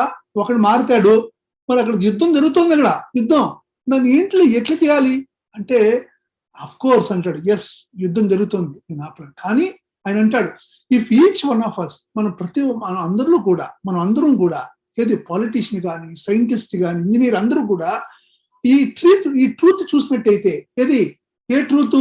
The consciousness of the world is me. మనము ఒక ఫైర్ ఉందనుకోండి, మొత్తం అన్ని కూడా తాటాకు ఇల్లు అన్నీ ఉన్నాయనుకోండి, నా ఇల్లు బాగానే ఉందనుకుంటే ఎట్లా? ఒక ఇల్లు పడుకుంటే మళ్ళీ నెక్స్ట్ మినిట్ లో మనకు వస్తుంది. అసలు ఈ పాండమిక్ వల్ల కృష్ణమూర్తి యొక్క భావం చాలా వరకు అందరికీ అర్థమైంది. ఈ pandemic is an issue, it's ఎవరి the whole human being issue. ఇది ఏదో కొంతమంది కాదు, ఒక దేశానికి, ఒక ప్రాంతం కాదు. ఈ పాండమిక్ మనం ఏదైతే కరోనా మనం ఫేస్ చేస్తున్నామో అంటే ఏంటి? మానవాళి అందరికి కూడా సమూలమైనటువంటి అంశాలని చూడవలసిన ఆవశ్యకత ఉంది. న్యూక్లియర్ వార్ ఏదో ఒక వార్ ఏమోలో కాదు, it effects the whole world. అది కృష్ణమూర్తి గారి యొక్క డ్యామ్. ఇదివరకైతే ఒక మొక్క ఏదో ఒక చోట జరుగుతూ ఉండేది, ఏదో సమస్య పోయేది. ఇప్పుడు మనం ఏం చేసామండి, ఒక సైడ్ బాగా గ్రో అయిపోయినాం టెక్నాలజికల్. ఒక బటన్ నొక్కితే చాలు, ఎక్కడ వెళ్ళక్కలేదు. అక్కడ యుద్ధాలు డైమెన్షన్ మారిపోయింది. ఇదివరకు సైనికులు అన్ని ఉండేవాళ్ళు, ఇప్పుడు ఒక బటన్ నొక్కితే అయిపోయే పరిస్థితి. ఏదో అటు ఇటు కూడా పోతారు, ఇద్దరు కూడా పోతారు, ఒకళ్ళు కాదు. అంత మానవాళి డిస్ట్రక్టివ్ మెకానిజం తోటి ముందుకెళ్తుంది. అది మనం ఎవరు గమనించటం లేదు. అంచేత ఈ you are the world, I'm and the world is me అనేటటువంటి అంశం ప్రతి వాళ్ళు కనుక చూసినట్టయితే, ఈ ట్రూత్ ని కనుక రియలైజ్ అయ్యి ఆ ఫీల్ అయినట్టయితే, అంటూ it is the function of the job అన్నాడు. ఇట్ ఈస్ అవర్ జాబ్ అన్నాడు, టు మేక్ దిస్ ఫీల్. చాలా బాధ్యతతో మాట్లాడుతున్నాను అన్నాడు, రెస్పాన్సిబుల్ గా. ఇది రిలీజియస్ మ్యాన్ యొక్క బాధ్యత అన్నాడు. తెలియజెప్పడం, అందరికీ కూడా తెలియజెప్పేటటువంటి క్రమం రిలీజియస్ మ్యాన్ షూర్ గా ఉంది అని చెప్తాడు. అంటూ ఇది ఎవ్రీ వన్ రియలైజ్ అయ్యేటట్టుగా చేయడం అనేటటువంటి అంశం ఏదైతే ఉందో ఇప్పుడు జరుగుతోంది. In a different way, in a destructive way. ఇప్పుడు జరుగుతున్నటువంటి మనం అంటే ఏంటి, మన యొక్క సొసైటీ అంతా కూడా ఏముందండి, ఈ అంబిషను, ఈ డిజైరు, పొజిషన్, దీని మీద కదా మనం ఆధారపడి ఉంది. సో దీని మీద బేస్ చేసుకుని మనం ఫౌండేషన్ పెట్టుకుని మనం బిల్డ్ చేసాం. సో అది ఒక దాని ఎక్కడవుతుంది, మొత్తం అంతా కూడా హోల్ డిస్ట్రక్షన్ ముందుకు వెళ్తోంది. ఎవరో అన్నారు, వెపన్స్ తయారు చేసేవాడు దాన్ని యాక్టివిటీగా పెట్టుకుని ఆ భోజనానికి వాడుతున్నాడు, కానీ ఆ వెపన్ అందరికీ కూడా మొత్తం డిస్ట్రక్టివ్ అయ్యే సందర్భం. అది గమనిస్తున్నాడా? గమనించట్లా ఇటువంటి అంశం. ఎవరో ఒక అతను అతని జీవితమే ఈ వెపన్స్ ని అంటే ఏంటి, షూట్ రైఫిల్స్ ఎలాగా ఆపరేట్ చేయాలి ఇవే నేర్పే ట్రైనింగ్. కానీ అతను కూడా కృష్ణమూర్తి దగ్గరికి వస్తాడు. ఎందుకంటే అతను ఏమో దాన్ని జీవనానికి పెట్టుకున్నాడు, ఎకనామిక్ యాక్టివిటీ కింద పెట్టుకున్నాడు. అందుకోసమే Krishnamurti what is the right kind of profession for leading a life అని ఒకటి మాట్లాడినప్పుడు చాలా క్లియర్ గా అన్నాడు. It is not the lawyer, it is not the policeman అన్నాడు. They live on division and dissension. So ఎవరైనా తీసుకుంటే తీసుకోండి, but if you going to directly straight away చూసినట్టయితే that is not the right way of living అని ఒక అంశం కూడా ఇంకొక చోట మనకు క్లియర్ గా చెప్తాడు. సో చెప్తూ ఇక్కడ అంశం ఏంటంటే already destructive in different way వెళ్తోంది. సో ఆ మానవాళ్ళంతా కూడా you are the world and the world is me అన్న కనుక నిజంగా రియలైజ్ అయ్యి ఫీల్ అయినట్టయితే, మనసులో కనుక మనం ఫీల్ అయినట్టయితే, అప్పుడు ఆటోమేటిక్ గా మన యొక్క ఈ the whole different way of consciousness prevail అయ్యే సందర్భం ఉంది అని చెప్తాడు అక్కడ. తర్వాత ఇంకొకటి ఏంటంటే అసలు ఈ కాన్షియస్నెస్ రాడికల్ చేంజ్ అవుతుందా? ఎందుకంటే ఇప్పుడు మనం అనుకున్నాం లోపల డివిజను, సంక్షోభం ఉంది, క్రైసిస్ ఉంది అని అనుకున్నాం. సో మరి దాంట్లో రాడికల్ చేంజ్, సమూల మార్పు రావాలి, అది అవుతుందా అంటే ఏదో ఎస్కేప్ అవడం కాదు, ఏదో సూపర్ డివైన్ ఏదో ఉంది అంటాడు. అసలు ఈ కాన్షియస్నెస్ సమూల మార్పే కనుక జరిగినట్టయితే as God is there, divine is there, you need not seek అన్నాడు. మీరు మళ్ళీ ఇంకెక్కడికి పరిగెత్తుకుని సీక్ చేయక్కర్లా, అదే దట్ ఇట్ సెల్ఫ్ డివైన్ అనే అంశాన్ని కూడా అక్కడ క్లియర్ గా ఇది చేశాడు. అయితే ఇంకొకటి నెక్స్ట్ వెళ్తూ అసలు ఫస్ట్ ఆఫ్ ఆల్ అసలు ఈజ్ పాసిబిలిటీ అంటారా? అదే ఆయన వేశాడు. Is there any possibility of change of consciousness? నేను చెప్తున్నటువంటిది పాసిబిలిటీ అంటారా, లేకపోతే ఏదో ఒక ఎనీ చేంజ్ కాన్షియస్ గా చేసేది అసలు నో చేంజా, కాన్షియస్ గా పైన సూపర్ఫిషియల్ గా జరిగేటటువంటిది అంటూ ఇక్కడే అన్నాడు అనమాట. The very content of consciousness is the content it self అంట. కంటెంట్ ఈజ్ మేడప్ ఆఫ్ అని. ఇక్కడ జగ్లింగ్ లోపల ఒక ఎంటిటీ ఉంది. మనము ఒక ఒక గ్లాస్ లో గులకరాళ్ళు వేసి ఇలా తిప్పామనుకోండి, లోపల అదే అంటారు అక్కడక్కడే చేంజ్ అవుతూ ఉంటుంది, అక్కడక్కడే చేంజ్ అవుతుంది. ఈ ప్రాసెస్ లో ఎవడన్నా ఒక జగ్లర్ అని వాడు ఒకడు ఉన్నాడా? వాడు చేస్తున్నాడు ఎన్ని జగ్లింగ్ అంతా, లేకపోతే ఆ యొక్క ఫ్రాగ్మెంట్సే they themselves undergoing change. అక్కడే మనం ఎలాగైతే అక్కడ అవే అవుతున్నాయా, లేదా ఒక ఎంటిటీ అనేది వాడు ఉంది వాడు చేస్తున్నాడా? ఎందుకంటే ఆ ఎంటిటీయే ఒక ఫ్రాగ్మెంట్, వాడే తింటారు. ఇది ఫండమెంటల్ టీచింగ్ కృష్ణమూర్తి. ఇది ఇంటలెక్చువల్ రియల్ గా మనం ఫీల్ అయినట్టయితే ఆ థింక్ వాడు డిజాల్వ్ అవ్వాలి. అటువంటి క్రమం మాట్లాడుతున్నారు కృష్ణమూర్తి మనం గమనిస్తే. అయితే 2 క్వశ్చన్స్ అన్నాడు అల్లం నాయుడు, 2 క్వశ్చన్స్ వేశారు. ఏంటంటే కాన్షియస్నెస్ అనేది మన అవుట్ సైడ్ కంటెంట్, అంటే ఇంకోటి లేదు, ఇంకో చైతన్యం లేదు, there is no consciousness outside the content of this consciousness, అదొకటి. రెండోది there is no entity at all to juggle, ఇంకో ఎంటిటీ అనేది లోపల ఇంకోటి లేదు.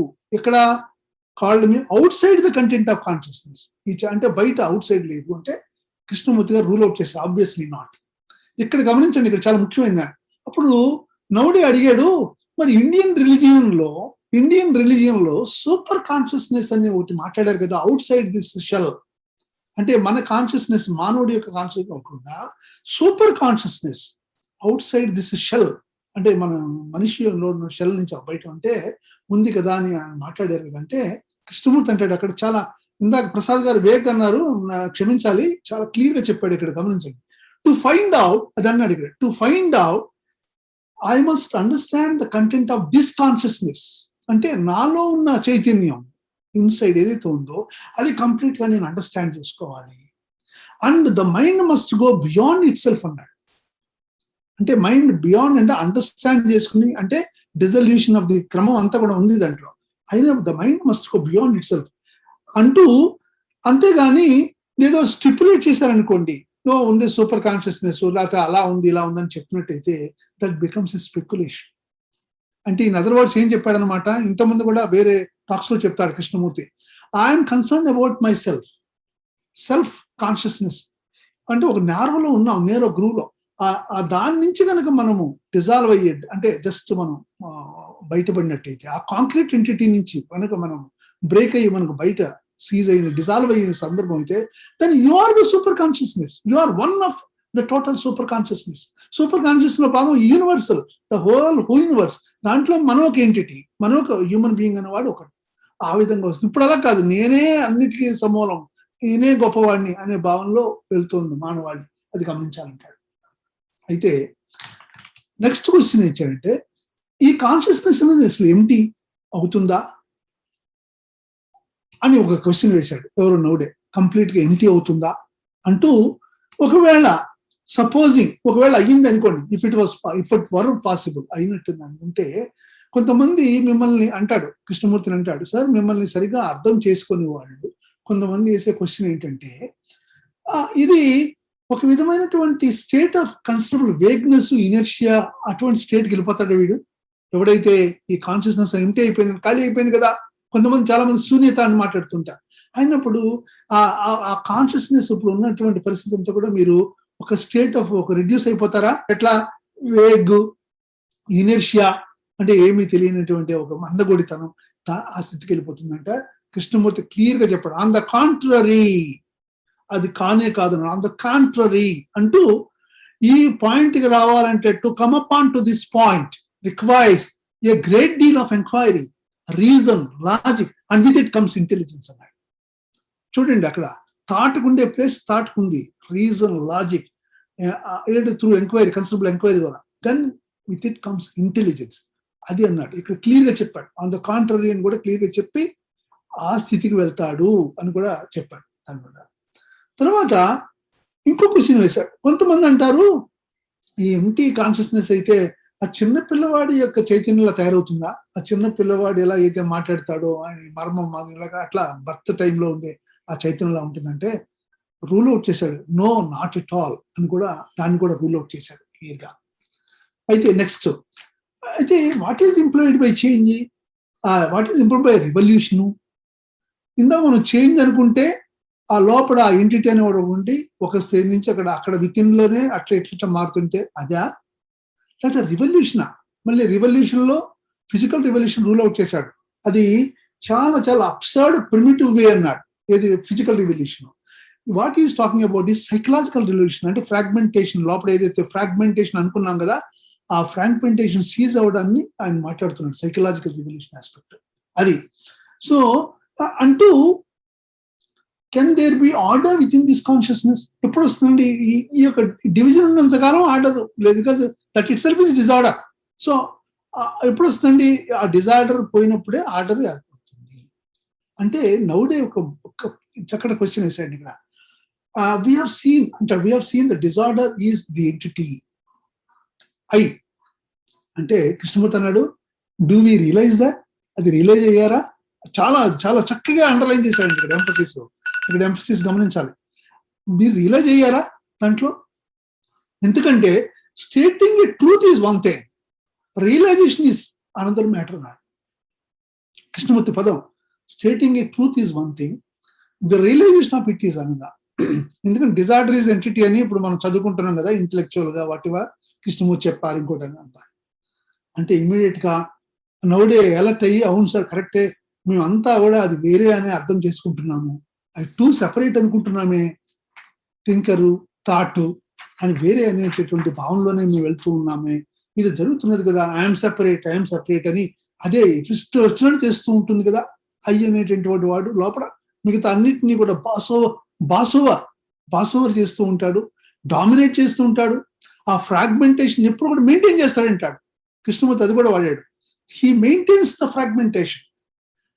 అసలు వాడికి తెలియదు ఆ ఐ అన్నవాడు, ఆ సెంటర్ అన్నవాడే ఫ్రాగ్మెంట్ అనే విషయం తెలియదు. ఈ assumes A position of authority, domination. ఇది జరుగుతున్నటువంటిది మన మనవాళిలో లోపల జరుగుతున్నటువంటి గ్రేట్ సంక్షోభం. అదే కృష్ణమూర్తి గారు మన ముందు ఉంచుతారు చెప్తూ. మరి అయితే మరి ఎట్లా, మరి సమూల మార్పు అంటే ఏంటి? ఈ ఐ అనేది డిజాల్వ్ అవ్వాలి. ఈ ఐ ఏమో నేను చేసేస్తానని మొదలెళ్తున్నాడు. అది కాదురా బాబు, నీవే సమస్య, నీవే డిజార్డర్ లో ఉన్నావు. ఇదే గ్రేట్ రియలైజేషన్, ఇదే ట్రూత్ రియలైజేషన్. అది చేయాల్సిన ఆవశ్యకత ఉన్నది అని చెప్తాడు. ఇక్కడే ఈ ప్రాసెస్ లో ఇక్కడ చెప్తాడు, విల్, ఎఫర్ట్, ఇదంతా కూడా మళ్ళీ ఎంఫసైజింగ్ ఇట్ అనమాట. అది మళ్ళీ ఫ్రాగ్మెంట్ ని ఎంఫసైజ్ చేస్తుంది. That will not take us anywhere అని కూడా చాలా క్లియర్ గా ఇది చేశాడు. అక్కడ విల్ ఆస్పెక్ట్ లో కూడా దాన్ని పక్కన పెట్టాడు. అయితే విల్ కుదరదన్నాడు, ఎఫర్ట్ కుదరదన్నాడు. Division between outside and inside లేదన్నాడు. No more fragmentation within consciousness. ఇది ఈ స్టేట్కి రావాలి అంటే రియలైజేషన్ అయినప్పుడు, ఎప్పుడు ఆ ఎంటిటీ ఉన్న చూసారా, ఆ ఎంటిటీ అయ్యి అని అనుకున్నాము సెపరేట్ అనేటటువంటిది, అది వల్ల వాడి వల్ల కానే కాదు, విల్లు వల్ల కానే కాదు ఒకటి. తర్వాత అంటూ అక్కడ అంటాడు చాలా రబిష్, ఇది చాలా రియలైజ్ అవ్వాలి. This is the basic. ఇది మామూలు చదివిస్తుంటే ఒక అంశం అయితే, but you are really feeling దాంతో కనుక స్టే ఉన్నట్టయితే, అంచేతే అబ్జర్వ్ చేయమంటాడు Krishnamurti. Just be aware all the time, all the thoughts ఏది మనం జరుగుతున్న గమనించమంటాడు. నౌడే అంటాడు, అబ్బా చాలా you are cleared up sir, divisions చాలా యు ఆర్ క్లియర్డ్ అప్ చేశారు. ఎట్లా? Between the inner and the outer. ఇందాక మనం అనుకున్నాం వేరువేరుగా చేయడం కుదరదు అన్నాడు, యూనిటరీ కావాలి. అలాగే కాన్షియస్నెస్ లోపల, మళ్ళీ కాన్షియస్నెస్ అండ్ ఇట్స్ కంటెంట్ రెండు వేరు కాదు, రెండు ఒకటే. అలాగే ఇంకోటి ఏమిటంటే డిఫరెంట్ ఫ్రాగ్మెంట్స్, లోపల ఉన్నటువంటి డిఫరెంట్ ఫ్రాగ్మెంట్స్, అందులో ఉన్న డివిజన్, దాన్ని కూడా క్లియర్ అప్ చేశారు ఆయన కూడా కాదు. సో ఇవన్నీ కూడా మనం గమనిస్తూ ఉన్నామా, ఇదంతా ఒక యూనిటరీ అనే అంశాన్ని మనం గమనిస్తున్నామా అంటూ. అయితే మరి ఎప్పుడు ఈ యొక్క రాడికల్ రివల్యూషన్ ఇప్పుడు మనం ఎప్పుడు మనకి ఈ కాన్షియస్నెస్ అనేది యాక్టివ్గా ఉంటుంది? కాన్ఫ్లిక్ట్, లోపల దెబ్బలాడుకుంటున్నప్పుడు, రెండు సంఘర్షణ ఉన్నప్పుడు. ఆ దెబ్బలాట లేనప్పుడు, ఎస్ ఇందాక మన సుబ్బారావు గారు కూడా చెప్పారు, పాకిస్తాన్ ఇండియా, ప్రసాద్ గారు కూడా చెప్పారు, ఆ గొడవలు పడినప్పుడేమో దాని యొక్క ఉనికి ఉంటుంది, గొడవలు లేనప్పుడు అసలు మనం అసలు జోలిపోం. సో లోపల మనకి డివిజన్ ఎప్పుడు తెలుస్తుందండి? When you are in conflict. Conflict లో ఉన్నప్పుడే మనకు తెలుస్తుంది. కాన్ఫ్లిక్ట్ ఎలా ఎందుకు వస్తుంది మనకు తెలుసు, ఆ డ్యూయాలిటీ ఆస్పెక్ట్ లో ఆ ఎంటిటీ మొదలు పెడతాడు. సో ఆ ఎంటిటీ అనేటటువంటి వాడే థాట్ నుంచి ఉద్భవించాడు అని కనుక ట్రూ రియలైజేషన్ కనుక ఉన్నట్టయితే, అది that under goes radical revolution. That itself is the radical revolution అని చెప్పారు. Thank you sir, thank you. ఇప్పుడు మనకి దగ్గర ఒక 25 నిమిషాలు ఉందండి. Will have some discussion. ఎవరైనా మాట్లాడినా లేకపోతే ఏమైనా క్వశ్చన్లు ఉన్నా కూడా మనం టేకప్ చేద్దాము. జనార్దన్ మూర్తి గారు కూడా ఒక క్వశ్చన్ ఇవాళ సంబంధించింది కాకపోయినా అంటూ ఒక క్వశ్చన్ పెట్టారు చాట్ లో, అది కూడా టేకప్ చేద్దాము. ముందుగా సబ్జెక్ట్ పరంగా ఎవరైనా క్వశ్చన్ కనుక ఉన్నట్టయితే, నేను లాస్ట్ టైం కూడా చెప్పాను, ఈ టాపిక్ లో ఎప్పుడంటే ఒక్కసారి రీడ్ చేస్తే క్లాస్ రూమ్ లో ఎలా అయితే చదివితే మనం అర్థం కాదో, అలాగే ఏ అంశాన్ని అడగండి, ఒక సెంటెన్స్ కూడా అడగండి. వరడ్ తెలియలేదు అని తెలియలేదు, దాన్ని మనం స్పీకర్స్ చాలా మంది ఉన్నారు, వాళ్ళు దానికి సమాధానం చెప్పడానికి ముందుకు వస్తారు. సార్ నేను చిన్న క్లారిఫికేషన్ ఇద్దాం అనుకుంటున్నాను సార్. ఏంటంటే నేను ఎందుకు చెప్పాను అంటే, ఆ విషయంలో కృష్ణమూర్తి గారు కొంచెం వేగ్గా ఉన్నారని. ఫస్ట్ ఏమో ఆయన చూడండి ఏమంటారు, ఈ నాడ్ అనే ఆయన వేసిన దీనికి, the first thing you are saying, if I have understood you correctly, is that this consciousness which we are discussing, which is all we are and all we have, and which we have seen is the problem itself. You are saying that this consciousness is its very content, and that there is nothing to be called consciousness outside of the content of consciousness. Any question is napudu, there is nothing outside consciousness, outside the content of consciousness. Consciousness is its content, and content is the consciousness, and outside this there is nothing అని మీరు అంటున్నారు అంటే, ఆయన reply చూడండి, absolutely right, what you have understood is absolutely correct అన్నారు అక్కడ first stage లో. Second stage మళ్ళీ ఇంకో క్వశ్చన్ వేసాడు ఆయన. This is a big statement, would you explain this? We all think, and this has been postulated by Indian religion since the beginning of time, that there is a super consciousness outside of this shell, which is the consciousness which we are talking about.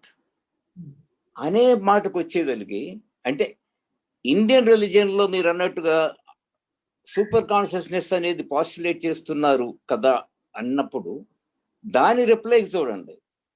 To find out if there is something beyond this consciousness, I must understand the content of this consciousness. The mind must go beyond itself. Then I shall find out if there is something other than this or not. ఇక్కడ denial నుంచి కొంచెం వెనక్కి వచ్చారనిపిస్తుంది. Then I shall find out if there is something other than this or not. But to stipulate that there is has no meaning. It is just a speculation. అంటే రెండో క్వశ్చన్కి సమాధానంలో you cannot be certain without understanding your content. After you understand your content you may find out one way or the other. ముందేమో absolutely right అన్నారు, రెండో స్టేజ్లోకి వచ్చేదలికి there is a little vagueness అనిపించింది. అంటే he is living it to your understanding and things like that. అది absolutely right నుంచి కొంచెం వెనక్కి వచ్చారేమో అనిపించింది నాకు. నేను రామకృష్ణ గారు లక్ష్మి గారు చెప్పండి. ఆయన ఆ రెండిట్లో ఒకలాగే చెప్తున్నారు. అంటే బియాండ్ ద మైండ్ అన్న మాటలో అంటున్నారు.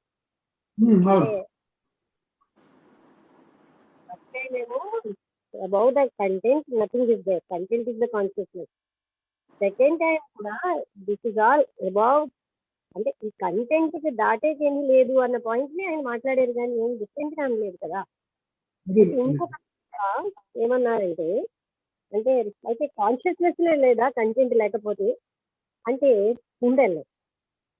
ఇంకొక టాపిక్ అలా ఎందుకంటారు అంటే, ఇప్పుడు చూడండి, mind then no mind thought నుంచి ఉన్న మైండే different. That we call mind, it's not mind. అలాంటి స్టేట్ అన్నమాట. అందుకని అలా అలా కనిపిస్తుంది. అంటే ఫస్ట్ ఏంటంటే బియాండ్ ద కంటెంట్, కంటెంటే కాన్షియస్నెస్ మనం ఇండికేట్ చేస్తుంది. ఆ స్ట్రగుల్ వల్ల కాన్షియస్నెస్ ఉందని మనం అర్థం చేసుకుంటున్నాం. అంటే దాన్ని ఐడెంటిఫై చేయడానికి స్ట్రగుల్ అండ్ కంటెంట్. కానీ అంటే స్టిల్ దెర్ ఇస్ కాన్షియస్నెస్. అప్పుడు ఉండేది ఏంటి, that the total attention and the total energy, అది అప్పుడు ఉండే ఆ టోటల్ యాక్షన్, ఆ కాన్షియస్నెస్. అంటే కొంచెం బియాండ్ గా మనం అంటే పదాలకు వెనకాల ఆలోచిస్తే అర్థం అవుతుంది నాకు అనిపిస్తుంది. ఎందుకంటే ఇది అక్కడ చెప్పేది అదే చెప్తున్నారు, అంటే కంటెంట్ కి బియాండ్ గా ఏమీ లేదు అని. అది మేడం నేను చెప్తున్నా, లక్ష్మి గారు నేను చెప్తున్నా. ప్రసాద్ గారు దయచేసి గమనించాలి ఏంటంటే, కృష్ణమూర్తి గారి టీచింగ్ లో ఎప్పుడు కూడా మనం ఈ సెల్ఫ్ అని ఒక నారో స్పెక్ట్రమ్ లోకి వెళ్ళిపోయి, మానవుడు ప్రతివాడు ఆ ఎంటిటీ తోటే ఉంటున్న సందర్భము, ఆ ఎంటిటీ నుంచి ఫ్రీ అయ్యే సందర్భం కనుక అన్నట్టయితే యు ఆర్ యూనివర్సల్ కాన్షియస్నెస్ లో, సూపర్ కాన్షియస్నెస్ లో ఒక పార్ట్ గా మీరు చూడగలుగుతారు. అది క్లియర్. సో అంచేది ఫస్ట్ పార్ట్ లో మీరు చూస్తే కాన్షియస్నెస్ అన్నది సెల్ఫ్ ఆస్పెక్ట్ లోనే పూర్తిగా అక్కడ రూల్ అవుట్ చేసిన సందర్భం మీరు గమనిస్తారు. అప్పుడు కానీ నౌడేకు దీన్ని మనం అనుకున్నాం, వాడు కొద్దిగా డెప్త్ ఉన్న వ్యక్తే, వాడు ఇండియన్ రిలీజియన్ లో ఇలా ఉంది కదా అని మొదలెట్టేటప్పటికి అంటే ఏంటది, అది universal consciousness aspect. Super consciousness మనం గమనిస్తే ఇది చెట్లు, ఆకాశము, ఇవన్నీ కూడా అన్నిట్లో కూడా మనం హ్యూమన్ బీయింగ్ అన్నవాడు కూడా ఒక భాగం, యానిమల్స్ ఎన్నిట్లో కూడా మనం కూడా ఒక భాగం కింద ఉంటుంది. ఆ కాన్షియస్నెస్ ఇప్పుడు మనం వెళ్ళాలి, ఆలోచన చేయాలంటే ఏంటంటే ఆయన అన్నాడు, అక్కడ ఒక సెంటెన్స్ రాశాడు, you have to go beyond it self, the mind must go beyond it self అంటాడు. అంటే ఏంటి, ఈ కాన్షియస్నెస్ మన లోపల నా సెల్ఫ్ కాన్షియస్ నుంచి నేను విముక్తి లిబరేట్ కనుక అయినట్టయితే అది. సో ఆ అంశంలో అక్కడ అంటే మీరు అనుకోవచ్చు ఇక్కడ కూడా కరెక్ట్ సమాధానం ఎందుకు ఇవ్వలేదనే భావన అయి ఉండొచ్చేమో. ఇట్ బికమ్ స్పెక్యులేషన్ అని కూడా చెప్పాడు, అది గమనించండి. Any other issue sir, any other? Doctor Subbarao గారి sir, can I speak? Prasad garu అడిగిన ప్రశ్నకి, ఇప్పుడు ప్రసాద్ గారు అడిగిన ప్రశ్న నేను మళ్ళీ చెప్తున్నానండి. కంటెంట్స్ ఆఫ్ కాన్షియస్నెస్ అనేది లేకుండా ఉంటే దెర్ ఇస్ నో కాన్షియస్నెస్. రెండో question, what is the super consciousness beyond this అనేది ఇవి రెండే కదా సార్ ప్రసాద్ గారు? అదే సార్, ముందేమో there is nothing beyond consciousness అన్నారు, అబ్సల్యూట్లీ రైట్ అన్నారు. అక్కడ అవును సార్.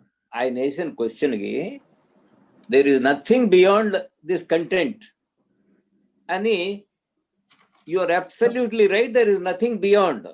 అంటే what is the question sir? Question ఏంటంటే ఆ రెండో మొదటి క్వశ్చన్, వచ్చేదలికి మొదటి క్వశ్చన్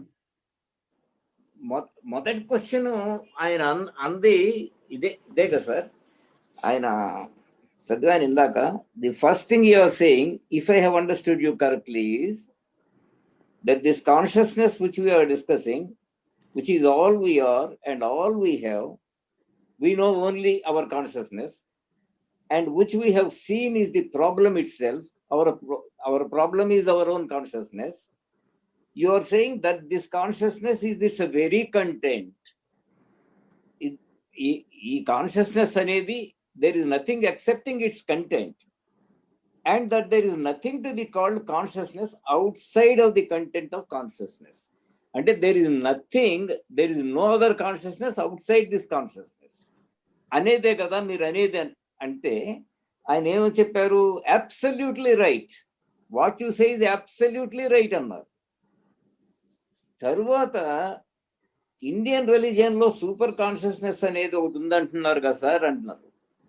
అంటే అప్పుడు యూ కెనాట్ పాస్టులేట్ ఇట్. దానికి ఆన్సర్ ఏమిచ్చారు, you cannot postulate it without understanding the content of your consciousness. You first understand your content, the content of your consciousness, and then you will know whether there is something beyond or not అన్నారు.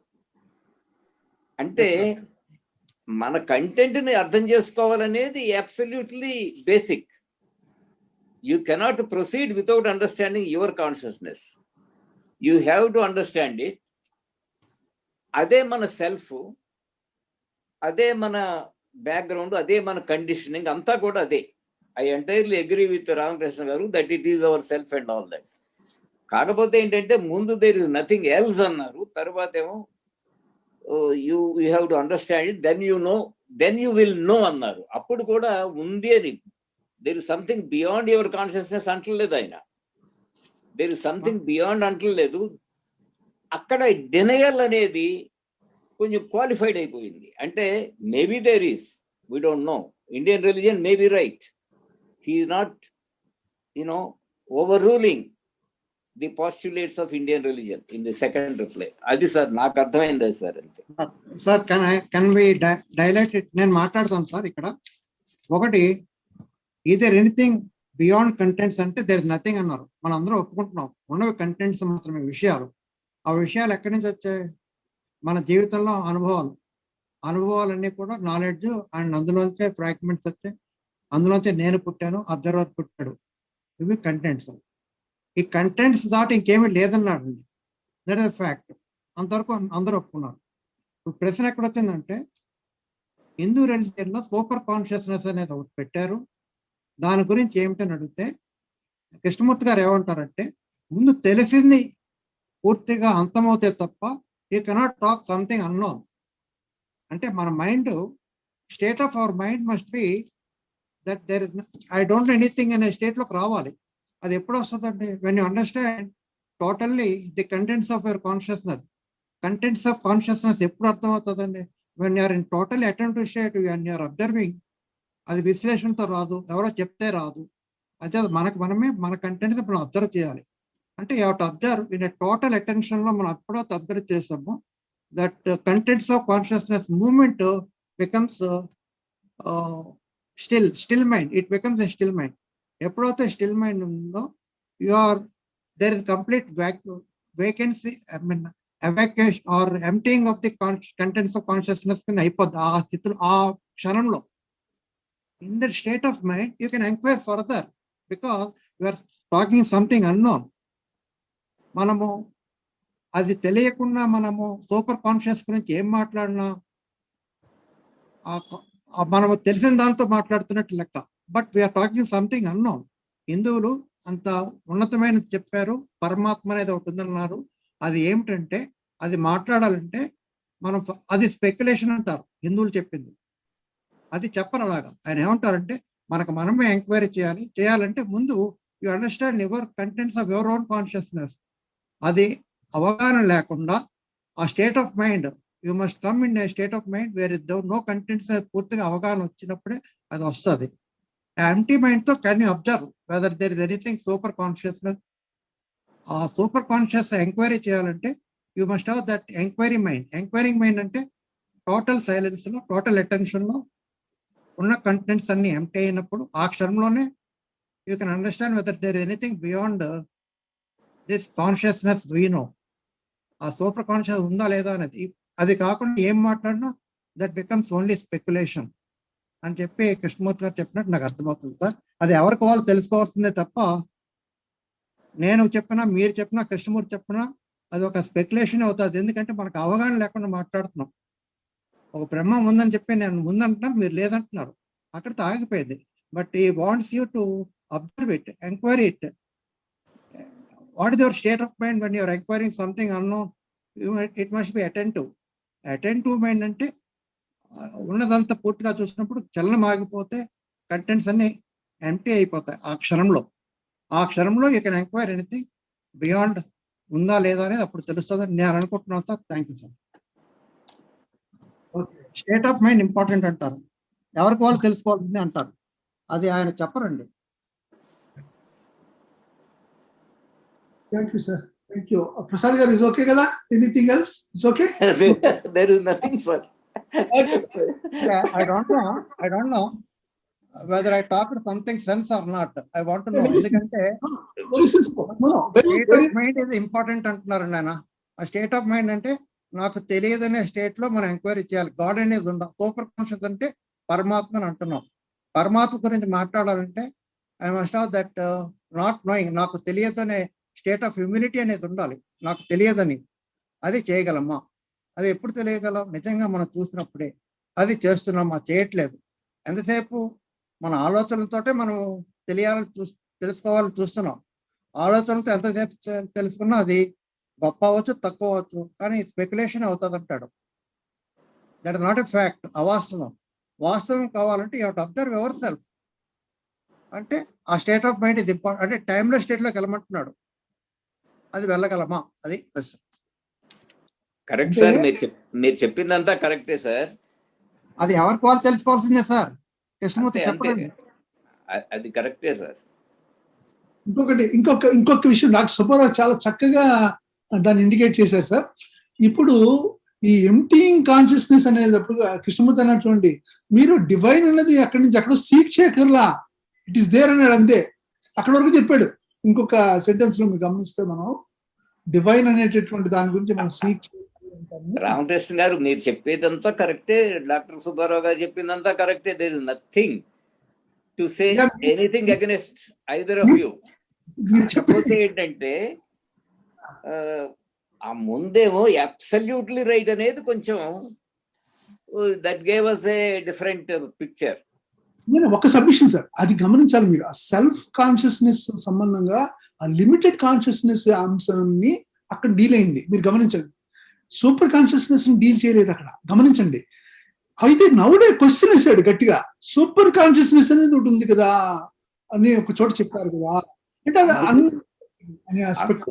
అందుకే నౌడే అంత specific గా రెండు మాటు మూడు మాటు అడిగాడు. Because అంటే ఆయన అడిగింది అర్థం కాక సార్, ఈ వాంట్స్ టు క్లారిఫై. ఆత్మ పరమాత్మని హిందువులు అంతా నమ్ముతున్నారు, అది మీరు లేదంటున్నారు, అది లేదా అని అడుగుతున్నాడు. అది ముందు లేదు అన్నట్టుగా వచ్చింది ఆయనకి అర్థం.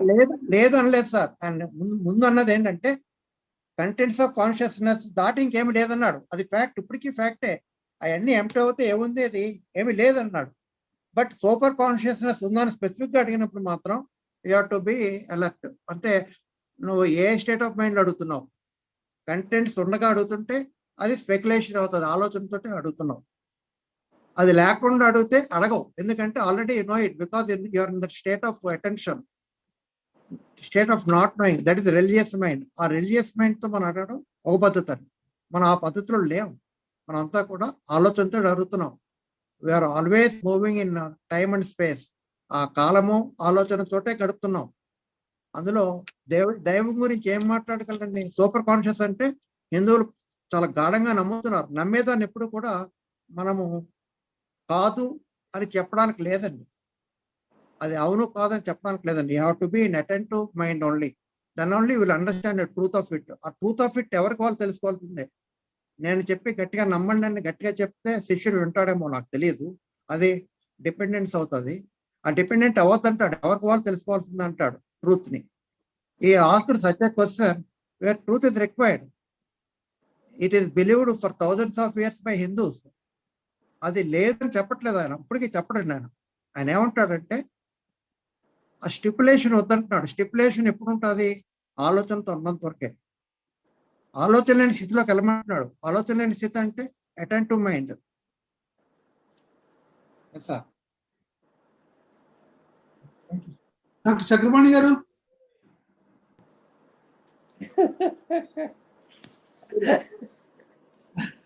అంటే దీనికని కాదు, ఇదేనైనా చక్రపాణి మీట్లో ఉన్నారు. మీట్లో ఉన్నారు చూడండి అన్మ్యూట్ చేయండి. ఎందుకంటే చక్రపాణి గారు మొదలం ఇప్పుడు నేను కొంచెం రివర్స్ లో వస్తానండి.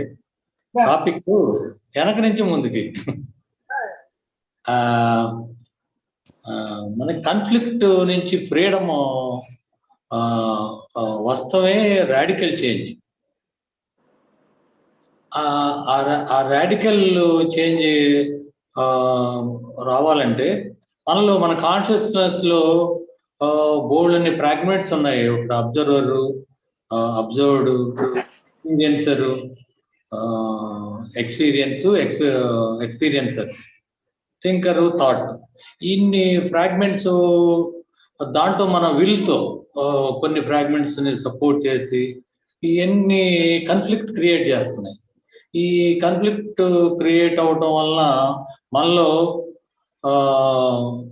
ఈ ఎనర్జీ ఎంత వేస్ట్ అవటం, తర్వాత మనం మిజరీలోకి వెళ్తాం, సారోలోకి వెళ్తాం. ఈ టోటల్ ఈ ప్రాసెస్ అంతా ఒక ఈగిల్ ఫ్లైట్ లో ఉన్నప్పుడు మనం జస్ట్ అట్ అబ్జర్వేషన్ లాగా ఈ హోల్ ఇష్యూని మనం అబ్జర్వ్ చేస్తే అప్పుడు అది అర్థమయ్యి ఆ కాన్ఫ్లిక్ట్ నుంచి మనం ఫ్రీ అవుతాను. అదే రాడికల్ చేంజ్ అని నేను అనుకుంటున్నాను. ఇంతేనండి. థ్యాంక్ యూ అండి. అందరికీ ధన్యవాదాలండి పార్టిసిపేట్ చేసిన వారు కూడా.